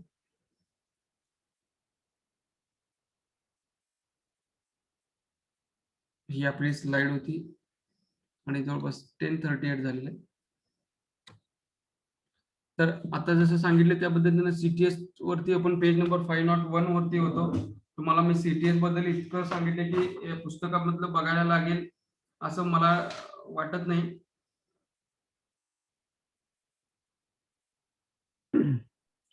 अमोल, हॅलो हॅलो अमोल, हेमंत बोलतोय. हा बोला. तेव्हा अजून ना 4 मोबाईल फोन्स आहेत. एक Realme C11, हो मी बोललोय सर त्यांना, पण ते त्यांना अलाउच करून घ्यायचं नाही. नंतर रेडमीचे 2 नंबर आहेत, ते रेडमीचे आहेत. आणि एक टेक्नो कॉमन 1 असा कोणाचा तरी नंबर आहे, टेक्नो कॉमन 1. त्यांचे प्लीज जो कोणी तुमचे नंबर जे विदाऊट, मी 2 लेक्चरला पण सांगितले, विदाऊट तुमचे डिव्हाइस, तुमचं प्रॉपर नेम असतील किंवा डिव्हाइस नेम असतील तर ते तुम्ही रिनेम करा. मला वाटते तुमच्याच एका फ्रेंडनं कसं ते बदलायचं ते सुद्धा सांगितलं होतं विशालनं, मला वाटते विशाल कुलकर्णीनं कालच्या क्लासमध्ये. जेणेकरून काय होतंय की आम्हाला कळत नाही की कोण अटेंड व्हायला लागले, की बाहेरची व्यक्ती अटेंड व्हायला की तो आपल्या क्लासचा मेंबर व्हायला लागलाय. आणि दुसरं तुमचं अटेंडन्स साठी आम्हाला बेनिफिट मिळतोय. त्यामुळे तुम्ही प्लीज, आमची हंबल रिक्वेस्ट आहे की तुम्ही तुमचं युजर नेम त्याच्यामध्ये हे करत बसा, कारण की मी क्लास चालू झाल्यानंतर प्रत्येक जण ते केल्याकडे बघत बसत नाही, कारण की शेवटी मला पुढचा फ्लो मेंटेन करायचा असतोय. नेक्स्ट लेक्चर मध्ये तुम्ही प्लीज त्या गोष्टीचं काळजी घ्या. सरांनी पण सांगितले आणि तुम्ही बघा, सर सुद्धा जातीनं आता लक्ष असतं त्यांचं, एवढं ते क्युरिओसिटी आहेत, कारण की प्रत्येक त्यांचं डिवोशन इतकं आहे की ते काय चाललंय काय नाही ह्याच्यावरती सुद्धा मॉनिटर करतात. त्यामुळे प्लीज तुम्ही पण त्याचा बेनिफिट घ्या. झूम वरती आपण हे जे चालू केलेलं आहे हे इतकंच छान चाललंय आपलं, की ज्याच्यामुळे मला वाटत होतं की कसं सांगायचं त्याच्यापेक्षा आपल्याला झूम वरती तुम्ही बघताय की आपण प्रेझेंटेशनच्या माध्यमातून बऱ्याच गोष्टी तुम्हाला दाखवत सुद्धा येतात. सो प्लीज तुमचं रिनेम करा, जे काही डिव्हाइस नेम आहे ते, आणि फॉलो क्लासचे जे काही गाईडलाईन्स आहेत ते प्लीज फॉलो करा. याच्यातनं एक शिस्त लागते, एक स्ट्रक्चर तयार होते, आणि स्ट्रक्चर आणि शिस्त असल्याशिवाय आपण पुढे जात नाही. रिअलमी आणि रेडमी आणि टेक्नो कॉमन असं काहीतरी ते 1, तिथे 4 नंबर्स आहेत. Hello sir. Yes, hello sir. Yes yes. Ashok More techno sir, फक्त नाव घालायला. नाही ठीक आहे, आजच्या दिवस तुम्ही आम्ही हे करतोय, पण तुम्ही काय करा, नेक्स्ट क्लास पासून तुम्ही लॉग इन होतानाच तुमचं नाव घाला. ते विचारतंय तुमचं लॉग इन नाव करू काय म्हणून, तिथं तुमचं ते काढून टाका, ते जे काय टेक्नो वगैरे रेडमी वगैरे आहे, आणि तुमचं तिथं नाव घाला, अमोल सोनार काय तुमचं नाव असेल ते, आणि त्या पद्धतीनं तुम्ही जॉईन व्हा ना. म्हणजे इथं दिसताना सुद्धा तुम्हाला आम्हाला म्हणेल की कोण बोलायला हे कळेल ना. आता तुमचं नाव आलं तर मला काय, तुमची प्रश्न असेल, शंका जरी विचारले तरी मी काय सांगणार, कोणाचं नाव घेणार, असं होते ना बऱ्याचदा. पण ते ते सुद्धा आपल्याला कम्युनिकेशन गॅप पण त्याच्यामध्ये क्रिएट होईल, की तुमचं आणि माझं कम्युनिकेशन होणार नाही. मी ठीक आहे, मी जरा कंटिन्यू करतो. अदर दॅन दॅट पीपीटी मी ह्या क्लाससाठी फक्त 2 मी इमेजेस घेतले होते ह्या सीटीएस सांगायसाठी. पण मला 1-2 दिवसापूर्वी म्हटलं की क्लिअरिंग प्रत्येक जण करत नाही, त्याचा कॉन्सेप्ट माहिती नाहीत, त्यामुळं मी ते आम्ही कंडक्ट करतोय जे अशा पद्धतीचे सेमिनार, त्या सेमिनार मधला मी तो पोर्शन घेतला होता. त्याच्यामध्ये तुम्हाला डिजिटल पेमेंट्स चे सगळे तुम्हाला बीबीपीएस पर्यंत तुम्हाला दाखवलो. पण बघा, हे चेक आहेत, हे चेक तुमच्या प्रेझेंटिंग बँकेकडे येतात. ही प्रेझेंटिंग बँक आहे. आउटवर्ड चेक ते तुम्ही स्कॅन करताय. स्कॅन करून तुम्ही काय करताय, क्लिअरिंग हाऊसला पाठवताय. क्लिअरिंग हाऊस कुठं पाठवते, पेईंग बँकेकडं इमेजेसच्या रूपात आउटवर्ड रिटर्न येतं. आउटवर्ड रिटर्न येऊन काय करतं, ते तुम्हाला आउटवर्ड रिटर्न म्हणजे तुमचं काय असतंय, इनवर्ड रिटर्न असते. अशा पद्धतीचं फ्लो आहे. त्याच्यामध्ये data warehouse, physical cheques are archived हे केले जातं. हे त्या बँकेची जबाबदारी आहे. आणि चेक्स, मायक्रो डेटा आणि इमेजेस आर कॅप्चर्ड, हे स्कॅनिंग डिव्हाइसेस आहे प्रेझेंटिंग बँकेमध्ये. हे चेक स्कॅन करून अशा पद्धतीनं मुवमेंट होते. हा एक फ्लो जनरली सगळ्या बँकांमध्ये असाच आहे. ह्याच्यामुळं टाइम आणि पैसा हे दोन्ही गोष्टी वाचल्या. त्यामुळं रेव्हेन्यू याच्यामध्ये चेक, फिजिकल चेक मुवमेंट वाचली. हे जे बघा, हे तुम्हाला मी चेक मगाशी दाखवलं होता, हे सेम आहे. याच्यामध्ये जरा क्लिअर घेतलेलं आहे. Bank printed with invisible link, ultraviolet link, banks logo, white pantograph, symbol, रुपयेचा सिम्बॉल आहे, सिग्नेचर स्पेसिफिकेशन आहे. आणि अशा पद्धतीचे 5 जे मेन फीचर्स आहेत सीटीएस 2010 स्टँडर्डचे, ते ह्याच्यामध्ये मेन्शन केलेले आहेत. बेनिफिट्स बघा, बेनिफिट्स टू यू आणि benefits to your bank. No fear or loss of cheque in transit, faster credit of funds to your account, more secure, lesser chances of fraud, multi-city checks could be cleared on the same day. मी म्हटलं होतं मगाशी 5 राज्यातनं एकाच वेळी same डेला clearing होतं. कुठले कुठले, महाराष्ट्र, गुजरात, छत्तीसगड, गोवा आणि मध्य प्रदेश. ही वेस्टर्न घाटी मधली 5 राज्य आहेत. याचं क्लिअरिंग सेंटर जरी मुंबई असलं क्लिअरिंग हाऊस, तरी आपलं डेटा सेंटर जे आहे ते चेन्नईला आहे. त्यामुळे बऱ्याचदा तुमच्या सीटीएस रिलेटेड जे काही इश्यू असतील ते चेन्नईच्या लोकांच्या बरोबर तुम्हाला बोलायला लागतं. हा ऑपरेशन मधला मी तुम्हाला भाग सांगितलेला आहे इथं, आणि सिलेबस मध्ये त्या गोष्टी तिथं मेन्शन नाही आहे. Benefits to your bank, reduction in cost in transit error due to the manual work, reconciliation verification also faster, shorter clearing cycle, 2 दिवसावरचं ते 1 दिवसावर आलं, 3 दिवसावरचं. Operational efficiency, reduction in risk involving sharing, risk involving paper sharing, paper cheques मी मगाशी म्हटल्याप्रमाणे कोण photo, colour photo काढून आणला, स्कॅन केला, परत क्लिअरिंगला दिला, तर ह्या गोष्टी कमी झाल्या. आणि त्यामुळं कस्टमरला ॲज वेल ॲज बँकेला ह्या सीटीएस क्लिअरिंगचा फायदा झाला. आणि अशा तऱ्हेने आपला हा चॅप्टर इथं संपतोय. आणि क्वेश्चन आपण डिस्कस करूया. चेक ट्रान्झॅक्शन सिस्टीम बरोबर आपला हा जो सिलेबस मधला 3 नंबरचा चॅप्टर आहे 33, हा इथं संपतोय. त्याच्याबद्दल कोणाला आता जर शंका असतील तर तुम्ही विचारा.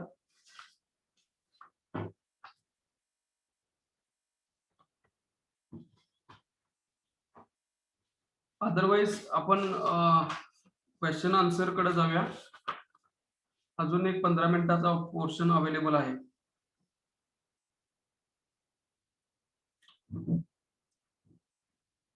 काय थोडं स्टडी करणार आणि परत आता उद्या तर मी लेक्चर घेणार नाही, उद्या संडे आहे, मी पण जरा हॉलिडे घेणार. आपण सोमवारी भेटू परत.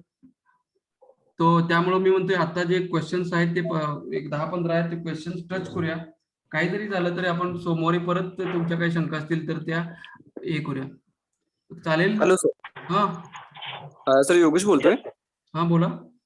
सर IMPS जसाचा आहे ना, जेव्हा आपण कस्टमरला ऍप देणार असतो तेव्हा IMPS चा फॉर्म घेतो त्याच्याकडून, बरोबर तर तो आपल्या सिस्टम मध्ये आपण अपडेट करतो. बरोबर. तर त्याला पहिला एक मेसेज MMID चा हा जातोय आणि त्याच्यानंतर दुसरा मेसेज सिक्युरिटी कोड सर लागतोय, म्हणजे काय त्याचा वापर असं काय?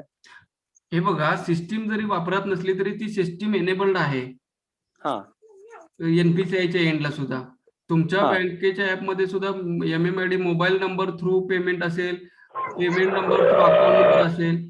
ज्याला मोबाईल नंबर वापरायचा आहे, ज्याच्याकडे अकाउंट नंबरच नाही, समजा 11th केसमध्ये माझ्याकडे IFSC कोडच नाही बँकेचा आणि अकाउंट नंबर पण नाही आहे, हा तर त्यावेळेला तो मोबाईल नंबर MMID जो आहे ते ट्रान्झॅक्शन तो तसं करेल.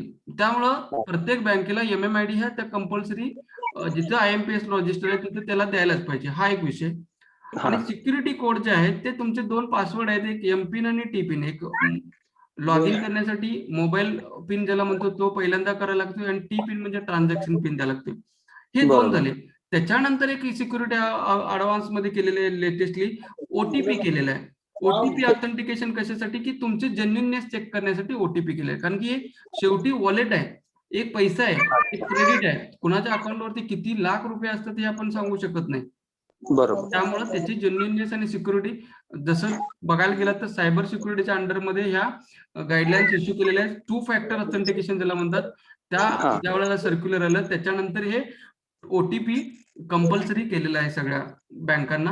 Even though each and every financial transaction मी म्हणतो, not only for the IMPS, it is also applicable to RTGS, NEFT, otherwise AEPS, NEFT. या सगळ्या पद्धतीच्या ट्रान्झॅक्शनला OTP मॅन्डेटरी केले गव्हर्नमेंटनं. ओके, आणि कोणाची शंका आहे?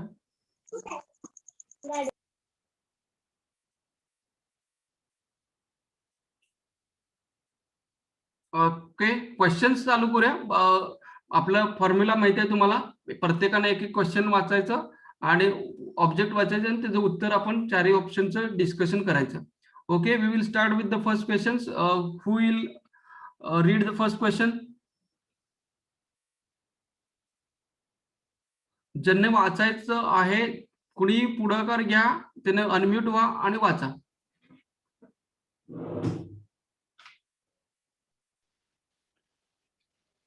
Modem does the following. What modem does? The modulated digital signals into analog, modulated analog signals into digital, converts data into images, and both A and B, and none of this. Modem digital modem signal. काय करतो असा प्रश्नाचं उत्तर आहे, modulate digital signal into analog signals, demodulate analog signal into digital signal मध्ये conversion करतात. मग ह्याचं उत्तर म्हणजे काय ते आहे? दोन्ही A आणि B दोन्ही येणार त्याचं उत्तर. ओके, बरोबर आहे. Good, great. पुढे नेक्स्ट. तुम्ही आता म्यूट व्हा, अनम्यूट व्हायचं. Hello, sir. हा. Second question. A twisted pair cable consists of हम्म. two insulated copper wire, D, an inner copper conductor held in position by circular spacer, C, single copper wire, D, all of the above, and E, none of these. हा, twisted copper wire आपण बघितलेली होती. Twisted copper wire म्हणजे twisted ह्या शब्दाचा अर्थ पिळा. त्यामुळे तुम्हाला आता एक क्लू दिलाय, तर त्याचं उत्तर काय असेल? Two insulated copper wire. Insulted नाही आहे, कुणाचा इन्सल्ट करू नका. Insulated. Insulated. Sorry, sir. Insulated. Insulation. Insulation म्हणजे प्रवाहामध्ये डिस्टर्बन्स होणे म्हणून इन्सुलेटर वापरले जातात त्याला. आणि हे उत्तर बरोबर आहे. नेक्स्ट, तुम्ही म्यूट व्हा. नेक्स्ट. नाहीतर मी नाव सांगतो त्याने वाचायचं. पूनम दत्त हे कोण आहे ते? Poonam ask to mute, unmute. तुम्ही वाचा.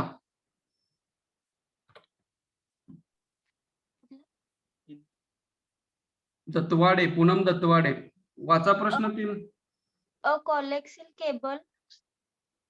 coaxial cable consists of first two insulate copper while second an inner copper conductor held in position by circular spacers, single copper wire, all the above, none of this. काय उत्तर आहे याचं? B, an inner copper conductor held in position by circular spacer. म्हणजे काय?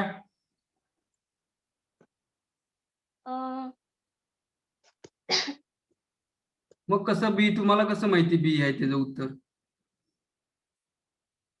Sir ते coxal cable कशासाठी work करते ते सांग.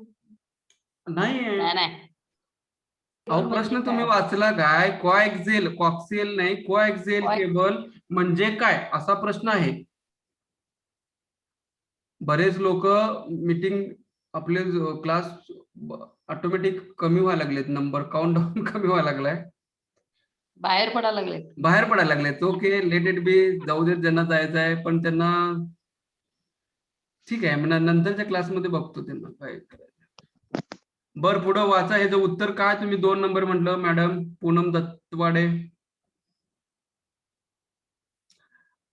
ब्लाइंड खेळू नका, ओपन करा आणि खेळा. याचं उत्तर आहे कोएक्सियल केबल कशाला म्हणतात असं मराठीत त्याचा प्रश्न आहे. आणि कोएक्सियल केबल आपण बघतोय की ऍक्सियल म्हणजे तुम्ही जर ट्रकची जर भाषा बोला, मल्टी ऍक्सेल ट्रक ज्याला म्हणतात, त्याच्यामध्ये कणा 4 कण्या असतात, त्याला मल्टी ऍक्सेल म्हणतात. एक कणा असेल सिंगल ऍक्सेल. ऍक्सेल म्हणजे कणा, ते कणा म्हणजे कसं असतोय, मध्ये असतोय आणि त्याला राऊंड असतात, म्हणजे त्याला वेस्टर्न असते. Inner copper conductor held in position by circular spacer म्हणजे सेपरेटर्स, म्हणून त्याचं उत्तर बी आहे. प्रत्येक प्रश्नाचं उत्तर जे ऑब्जेक्ट आहे ते वाचा.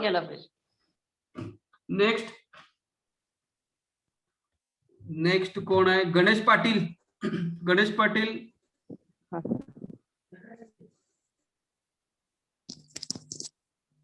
Phone number which of the following. Ganesh Patil mute झालाय तुम्ही. म्यूट, प्लीज अनम्यूट करा आणि प्रश्न वाचा. Hello sir, excuse me sir, Lakshmi Suram, Ahmednagar. Sir स्क्रीनवर इथं क्वेश्चन दिसत नाहीयेत, माझी स्क्रीन ऑफ झाली, काय समजत नाहीये. स्क्रीनवरती क्वेश्चन नाहीच आहे, पुस्तकात वाचायचं आहे. पेज नंबर 504 आणि 505. हॅलो गणेश पाटील, हा sir, which of the following. आणि एक रिक्वेस्ट आहे मला तुमच्या सगळ्यांच्या बँकांनी हे माहिती, शक्यतो ज्या वेळेला इंट्रोडक्शन करताय, ज्याच्या वेळेला बोलायची वेळ येते, त्यांना पहिलं नाव आणि बँकेचं नाव सांगितलं तर मला पण जरा बरं वाटेल की कोण कुठल्या बँकेत आहे. असं कंटिन्यू करा. गणेश, तुम्ही. सर गणेश पाटील, विर्शो बँक. विर्शो bank, okay. Which of the following is not a social working site. A Facebook, B Instagram, C LinkedIn,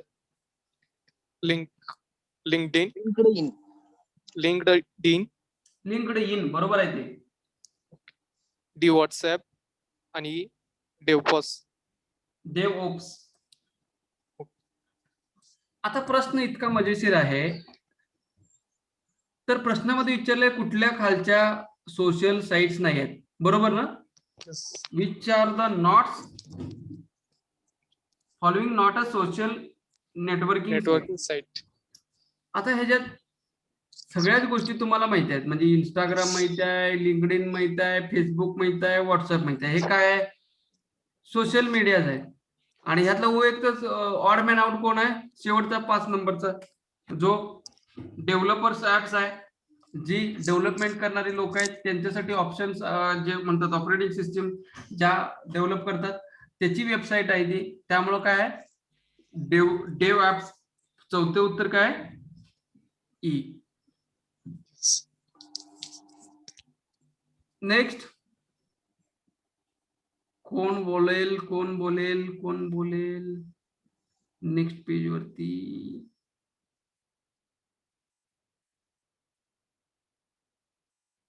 कोण? संदीप शेळके. संदीप शेळके बोल संदीप. Yes sir. कोण आहे ते? आणि परत कोण आहे? हा संदीप विरशे बँक. अरे विरशे बँकेत लागला नंबर. होय. असू दे बोलू दे सर. बोलू दे. बोल बाबा बोल. In a microwave system, option A, radio waves are moduled to carry information.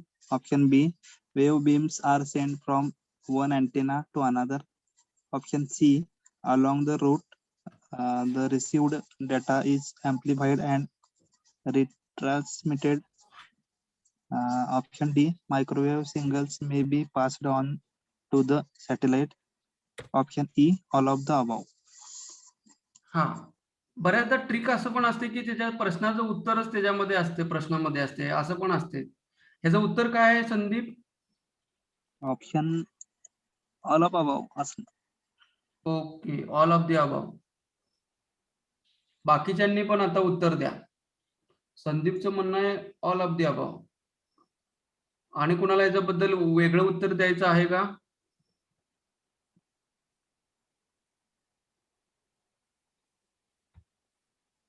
नाही, ऑल ऑफ द अबाव ते सगळंच करते ना. Microwave signals may be passed on to the satellite करतं. Analog and along the route the receive data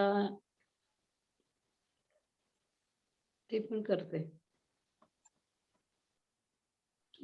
याच्याबद्दल कुणाला अजून वेगळं बोलायचं आहे का? मायक्रोवेव्ह सिस्टीम फक्त काय करते असं विचारलेलं आहे.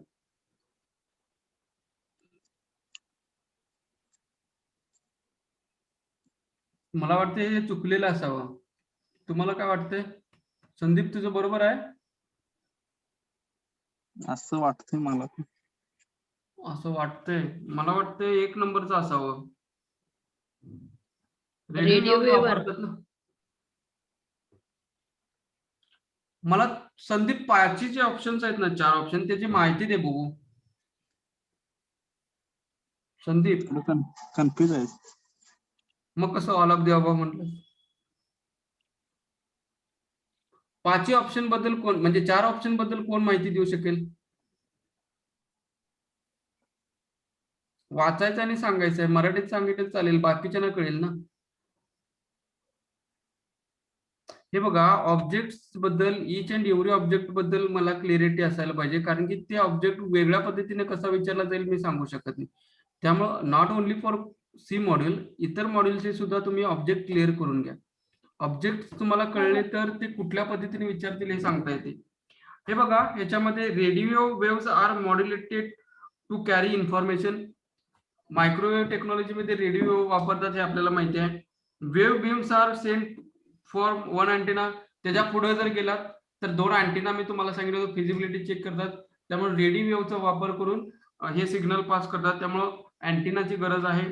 Along the route the received data is amplified and retransmitted. मी तुम्हाला म्हटलं होतं नंबर ऑफ डिस्टन्सेस जास्त असल्यामुळं अँप्लिफायर करून, रिजनरेटर वापरून, ब्रिजेस वापरून, राउटर्स वापरून, गेटवेज वापरून, रिपीटर्स ज्याला म्हणतात ते वापरून या शहरामधून दुसऱ्या शहरामध्ये हे सिग्नल पास केले जातात. त्यामुळं हे सुद्धा उत्तर बरोबर आहे. आणि microwave signals may be passed on to the satellite. Definitely ज्यावेळेला कम्युनिकेशन एमपीएलएस थ्रू होते किंवा मायक्रोवेव्ह टेक्नॉलॉजीवरते, ते सिग्नल सुद्धा आपण सॅटेलाइटला पास करू शकतो. त्यामुळे हे जे उत्तर ई आहे त्याच्यावरती मायक्रोवेव्ह टेक्नॉलॉजीमध्ये ह्या सगळ्या गोष्टीचा वापर केला जातोय. ह्या अशा पद्धतीचा तुमचा स्टडी व्हायला पाहिजे की ज्याच्यातनं ईच अँड एव्हरी ऑब्जेक्ट तुम्हाला माहिती असायला पाहिजे. नेक्स्ट, धनश्री सोनमाळे कोण आहेत त्यांनी वाचा. ही विरशो बँक सोडून असतील तर वाचा, अदरवाईज दुसऱ्या बँकेचं कोणीतरी वाचत चालते. Hello sir. हा हॅलो सर. हा बोला. धनश्री सोनमळे, सातारा DCC. ओके, चला वाचा. A simplex transmission is capable of first transmitting data only in one direction, data movement in both the direction but only in one direction at a time. Third option is providing a simultaneous two-way communication.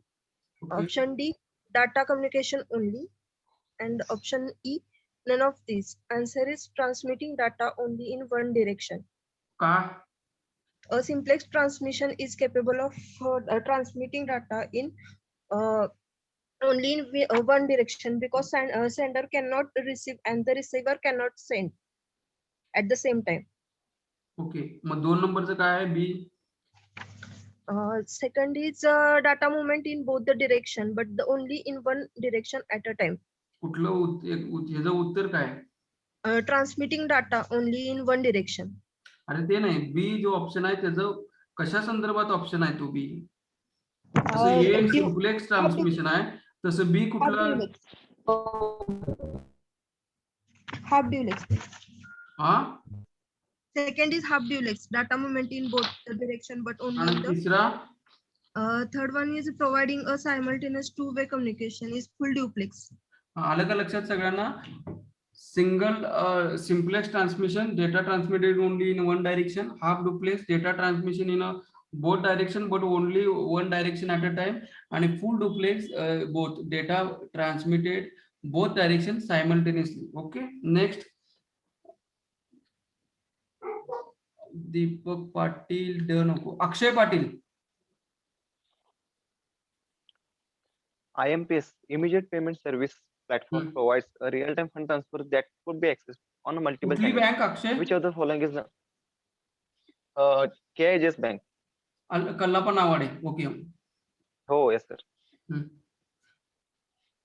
IMPS, Immediate Payment Service Platform, provides a real-time fund transfer that could be accessed on multiple channels.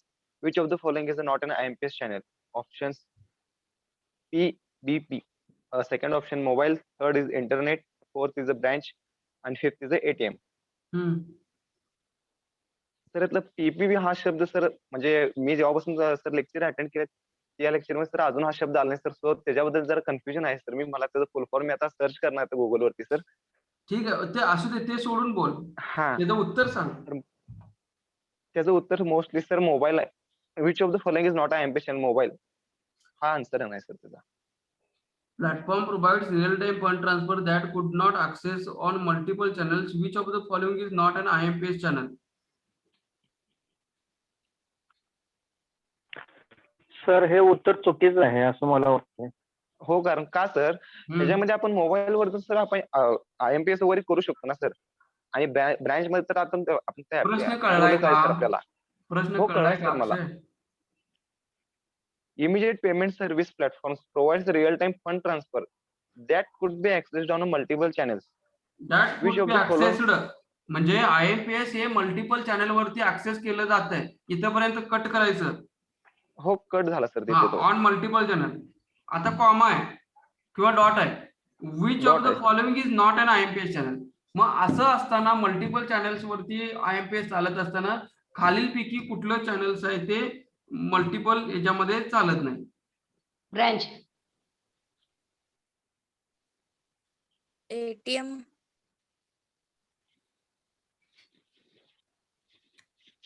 Sir याचा answer mostly म्हणजे mobile वरून तर येणार नाही कारण sir हे तर अरे बाबा एटीएम येणार सर. हा, एटीएम वरून IMPS करता येत नाही, बरोबर आहे. येणार नाही. त्यामुळे याचं उत्तर काय? एटीएम येणार सर याचा आन्सर. तर एटीएम शक्यतो येणार उत्तर असं वाटतं. कारण का सर आपण इंटरनेट वरून आपण फंड ट्रान्सफर करू शकतो, ब्रँच मधून पण करू शकतो, मोबाईल थ्रू पण करू शकतो. आणि हा सर पीपीपी बरोबर आहे की एटीएम. तुझं उत्तर चुकलंय कोण म्हणायला लागलंय? सर मी बोलते Tamboli, jacket Tamboli, bank of India. उत्तर चुकलंय म्हणून? हा, 497 पेज बघा सर. 497. हा, फर्स्ट IMPS. त्याच्यात सेकंड लाईन बघा sir. Second line, immediate money transfer through multiple channels like mobile आहे, इंटरनेट आहे, ATM आहे, SMS आहे, ब्रँच आहे आणि USSD. हा, म्हणजे तुम्ही त्याच्याप्रमाणे म्हणताय की एटीएम हे पण चुकलेलं उत्तर आहे. मग आता पीबीपी म्हणजे काय? हा, मग पीबीपी हे उत्तर असावं असं मला वाटतंय. पीबीपी म्हणजे काय? तर आय थिंक आता गुगल मला माहित नाहीये. पेबॅक पिरियड असं दाखवते सर. ते काय दाखवत आहे? Payback period. पेबॅक पिरियड नाही आहे ते. हो सर तसं दाखवते. PBP in full form in finance म्हणते. मी फायनान्स सर्च केलं सर पुढे. Sir paper based payment. आता मी गुगलला सर्च केलं तर ते पे बाय फोन पण होत आहे. अरे हा तसं पण दाखवते सर ते पेबॅक पिरियडच्या पुढच्या बाजूला पे बाय फोन पण दाखवले सर त्याच्यामध्ये. So this is the confusing one. आपण इथे काय धरूया, पेपर बेस्ड पेमेंट असं धरूया. हा पेज नंबर पेज नंबर 497 वरती आहे. काय म्हणला? 497 वर IMPS. 497 वरती त्यांनी कुठल्या चॅनल वरती चालतंय हे दिलेलं आहे. पण कन्फ्युजन असं झालंय की ते सगळेच ऑप्शन्स अवेलेबल आहेत. ब्रँच चॅनल मध्ये आपण करू शकतोय. तुम्हाला ब्रँचचं पोर्टल दिले जात आहे IMPS आणि वॉकिंग कस्टमरचं तुम्हाला IMPS चॅनल किंवा ब्रँच चॅनल मधनं करू शकताय. इथं आदिनाथ सहकारी बँक इचलकरंजी कोण आहे काय? आदिनाथ बँक इचलकरंजी कोणी आहे का?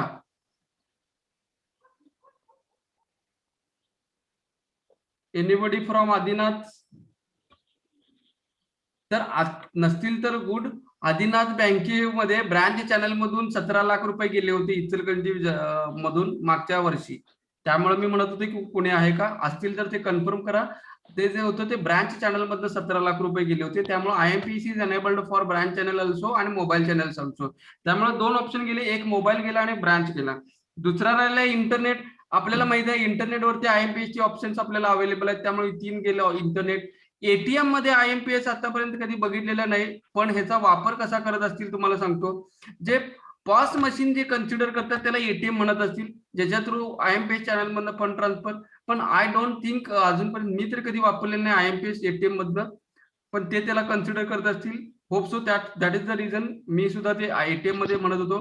पण पीबीपी जर पे बाय फोन असेल तर त्याचं उत्तर ATMच असायला पाहिजे, हा एक मुद्दा. आणि पीबीपी जर पेपर बेस्ड पेमेंट असेल तर मग त्याचं उत्तर ते ए असायला पाहिजे.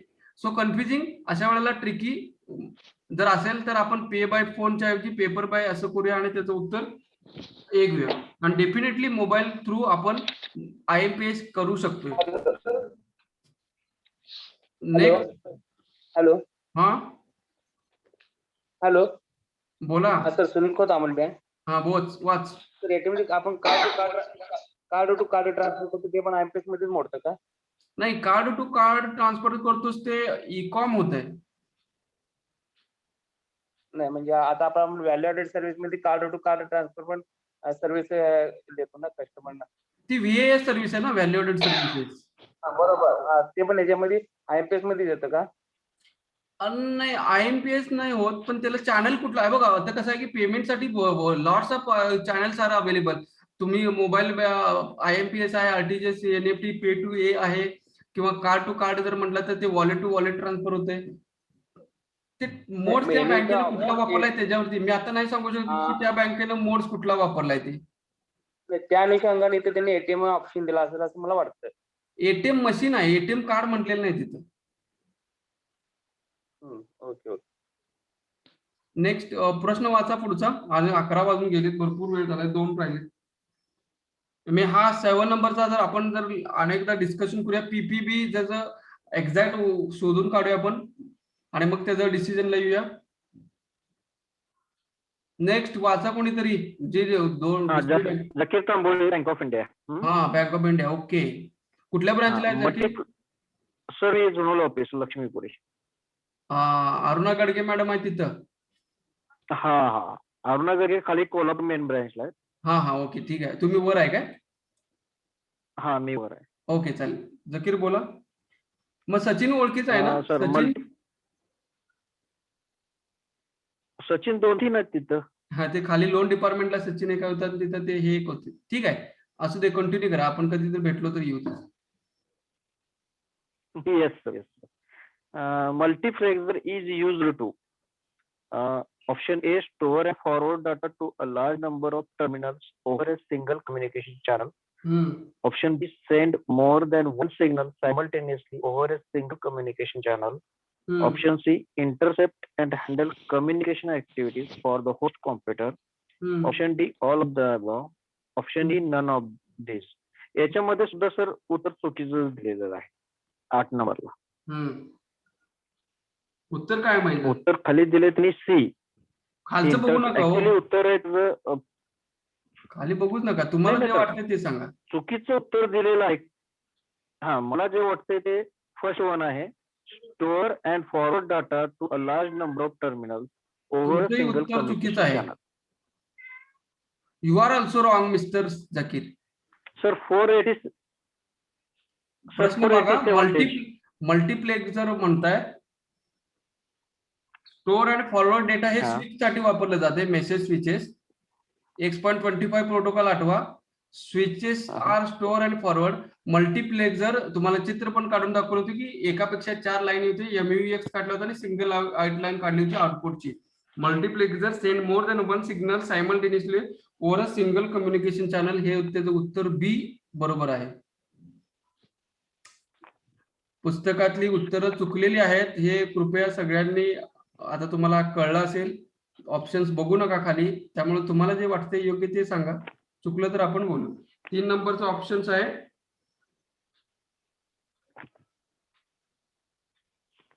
सर कोणतं उत्तर म्हटलं तुम्ही? बी उत्तर याचं बरोबर आहे, मल्टीप्लेक्सरचं. Send more than one single simultaneously next over single communication channel. Rohan Khul कोण आहेत?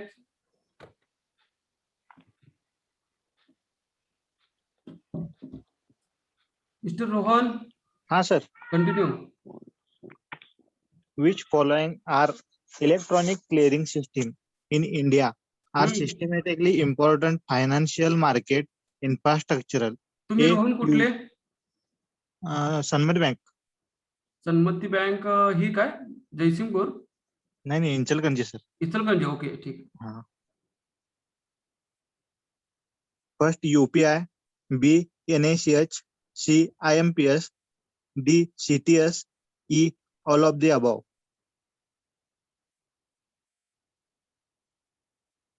हेलो. हाँ बोल की उत्तर सांग की. हाँ sir, E. Which of the following are electronic clearing systems in India are systematically important financial market infrastructure?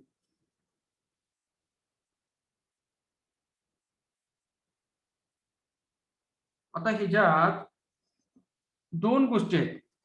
UPI IMPS काय क्लिअरिंग सिस्टीम नाही आहे आणि ह्याच्यात NACH आणि CTS दोन्ही पण दिले. मग याचं उत्तर काय असेल? Systematically important financial market infrastructure. त्या प्रश्नाचा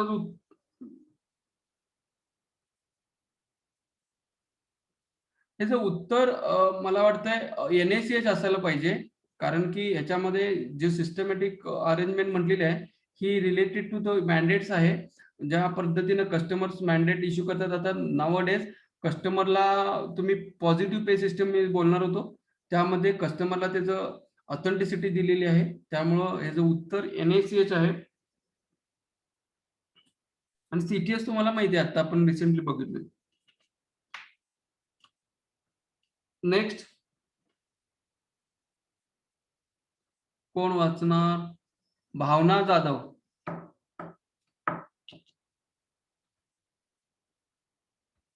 हाँ सर. नेशनल इलेक्ट्रिक राजे विक्रमसिंह घाडगे कोऑपरेटिव्ह बँक. कागल. हाँ कागल. बोला. National electrical fund transfer NEFT system electrical नव्हे, इलेक्ट्रॉनिक.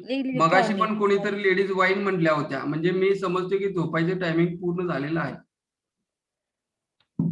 Sorry sir. नाही सॉरी नाही, जरा टेन्शन रिलीफ केलं, बाकी काही नाही. ठीक आहे. हाँ नहीं. National Electronic Fund Transfer NEFT system has batches for settlement dash me. ते डॅश मी आहे ते काढून टाका.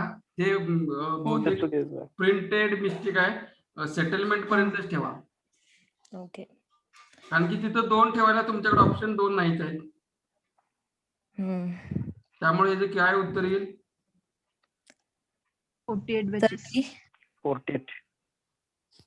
अहो प्रॉम्प्टिंग करू नका. त्यांना काय कळलंय ते तर कळू देत ना. भावना काय उत्तर यायचं?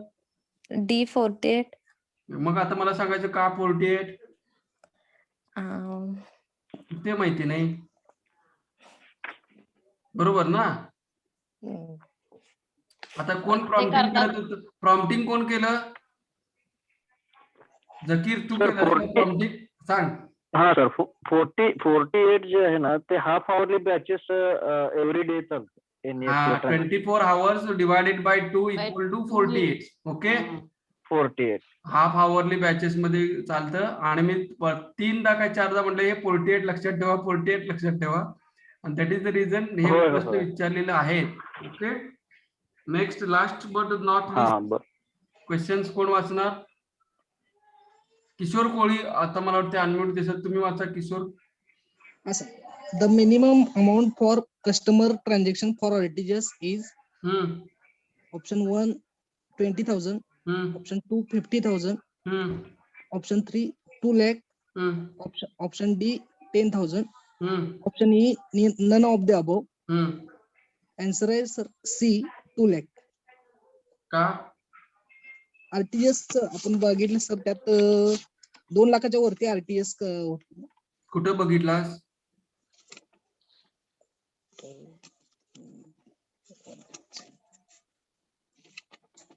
कुठे बघितलास 2 लाखाच्या वर आरटीजीएस करता येते?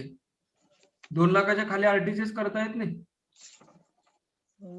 मिनिमम बेस 2 लाखाचं ना आरटीजीएस. म्हणजे असं ठरलंय व्हय?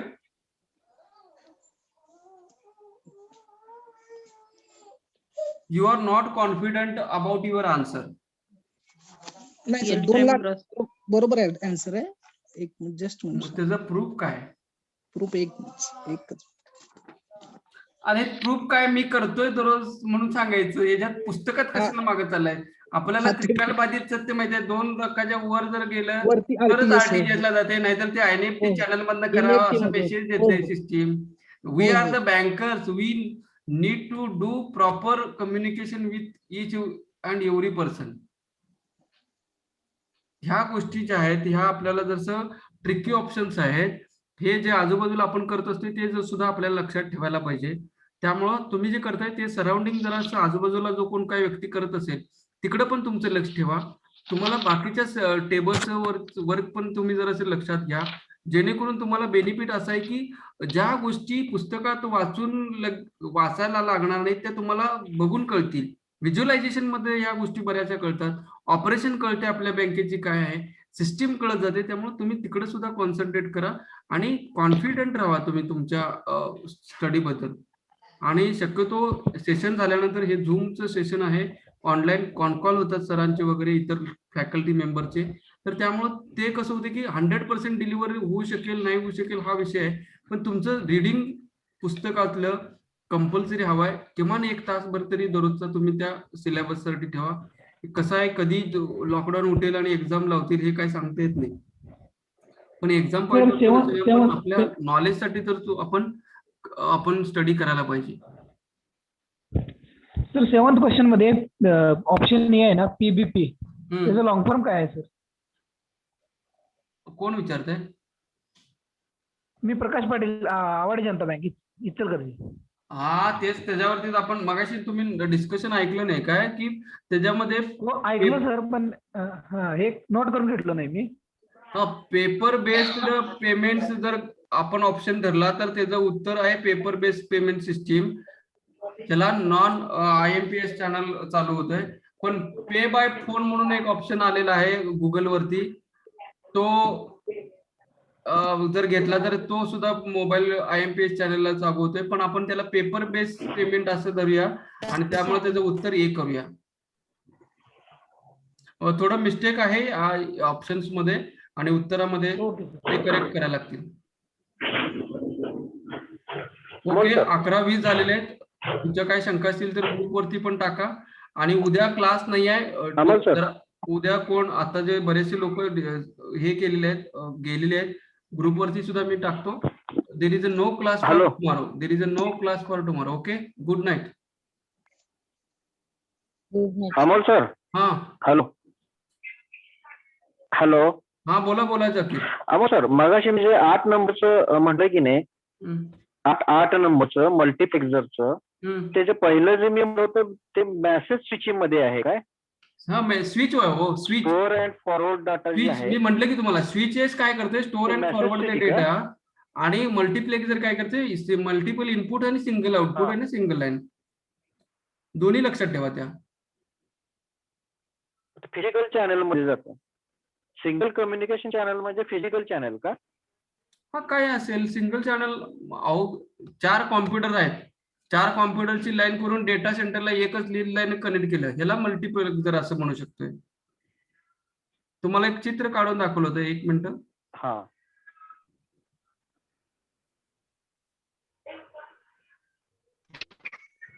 हे बघा आपण चित्र काढलं होतं, असं होतं बरोबर. एक बॉक्स म्हणतोय हे लाईन आहेत, हे इनपुट आहेत, हे MVX,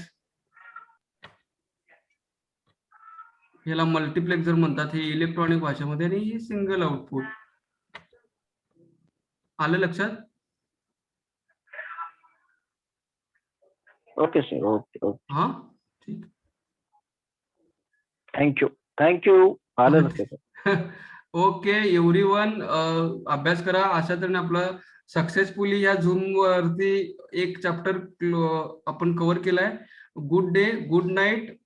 tomorrow there is a no class. Okay everybody. Good night. Good night, sir. Okay sir. Good night. Okay, sir. Good night. Good night. Good night, sir. Good night everybody.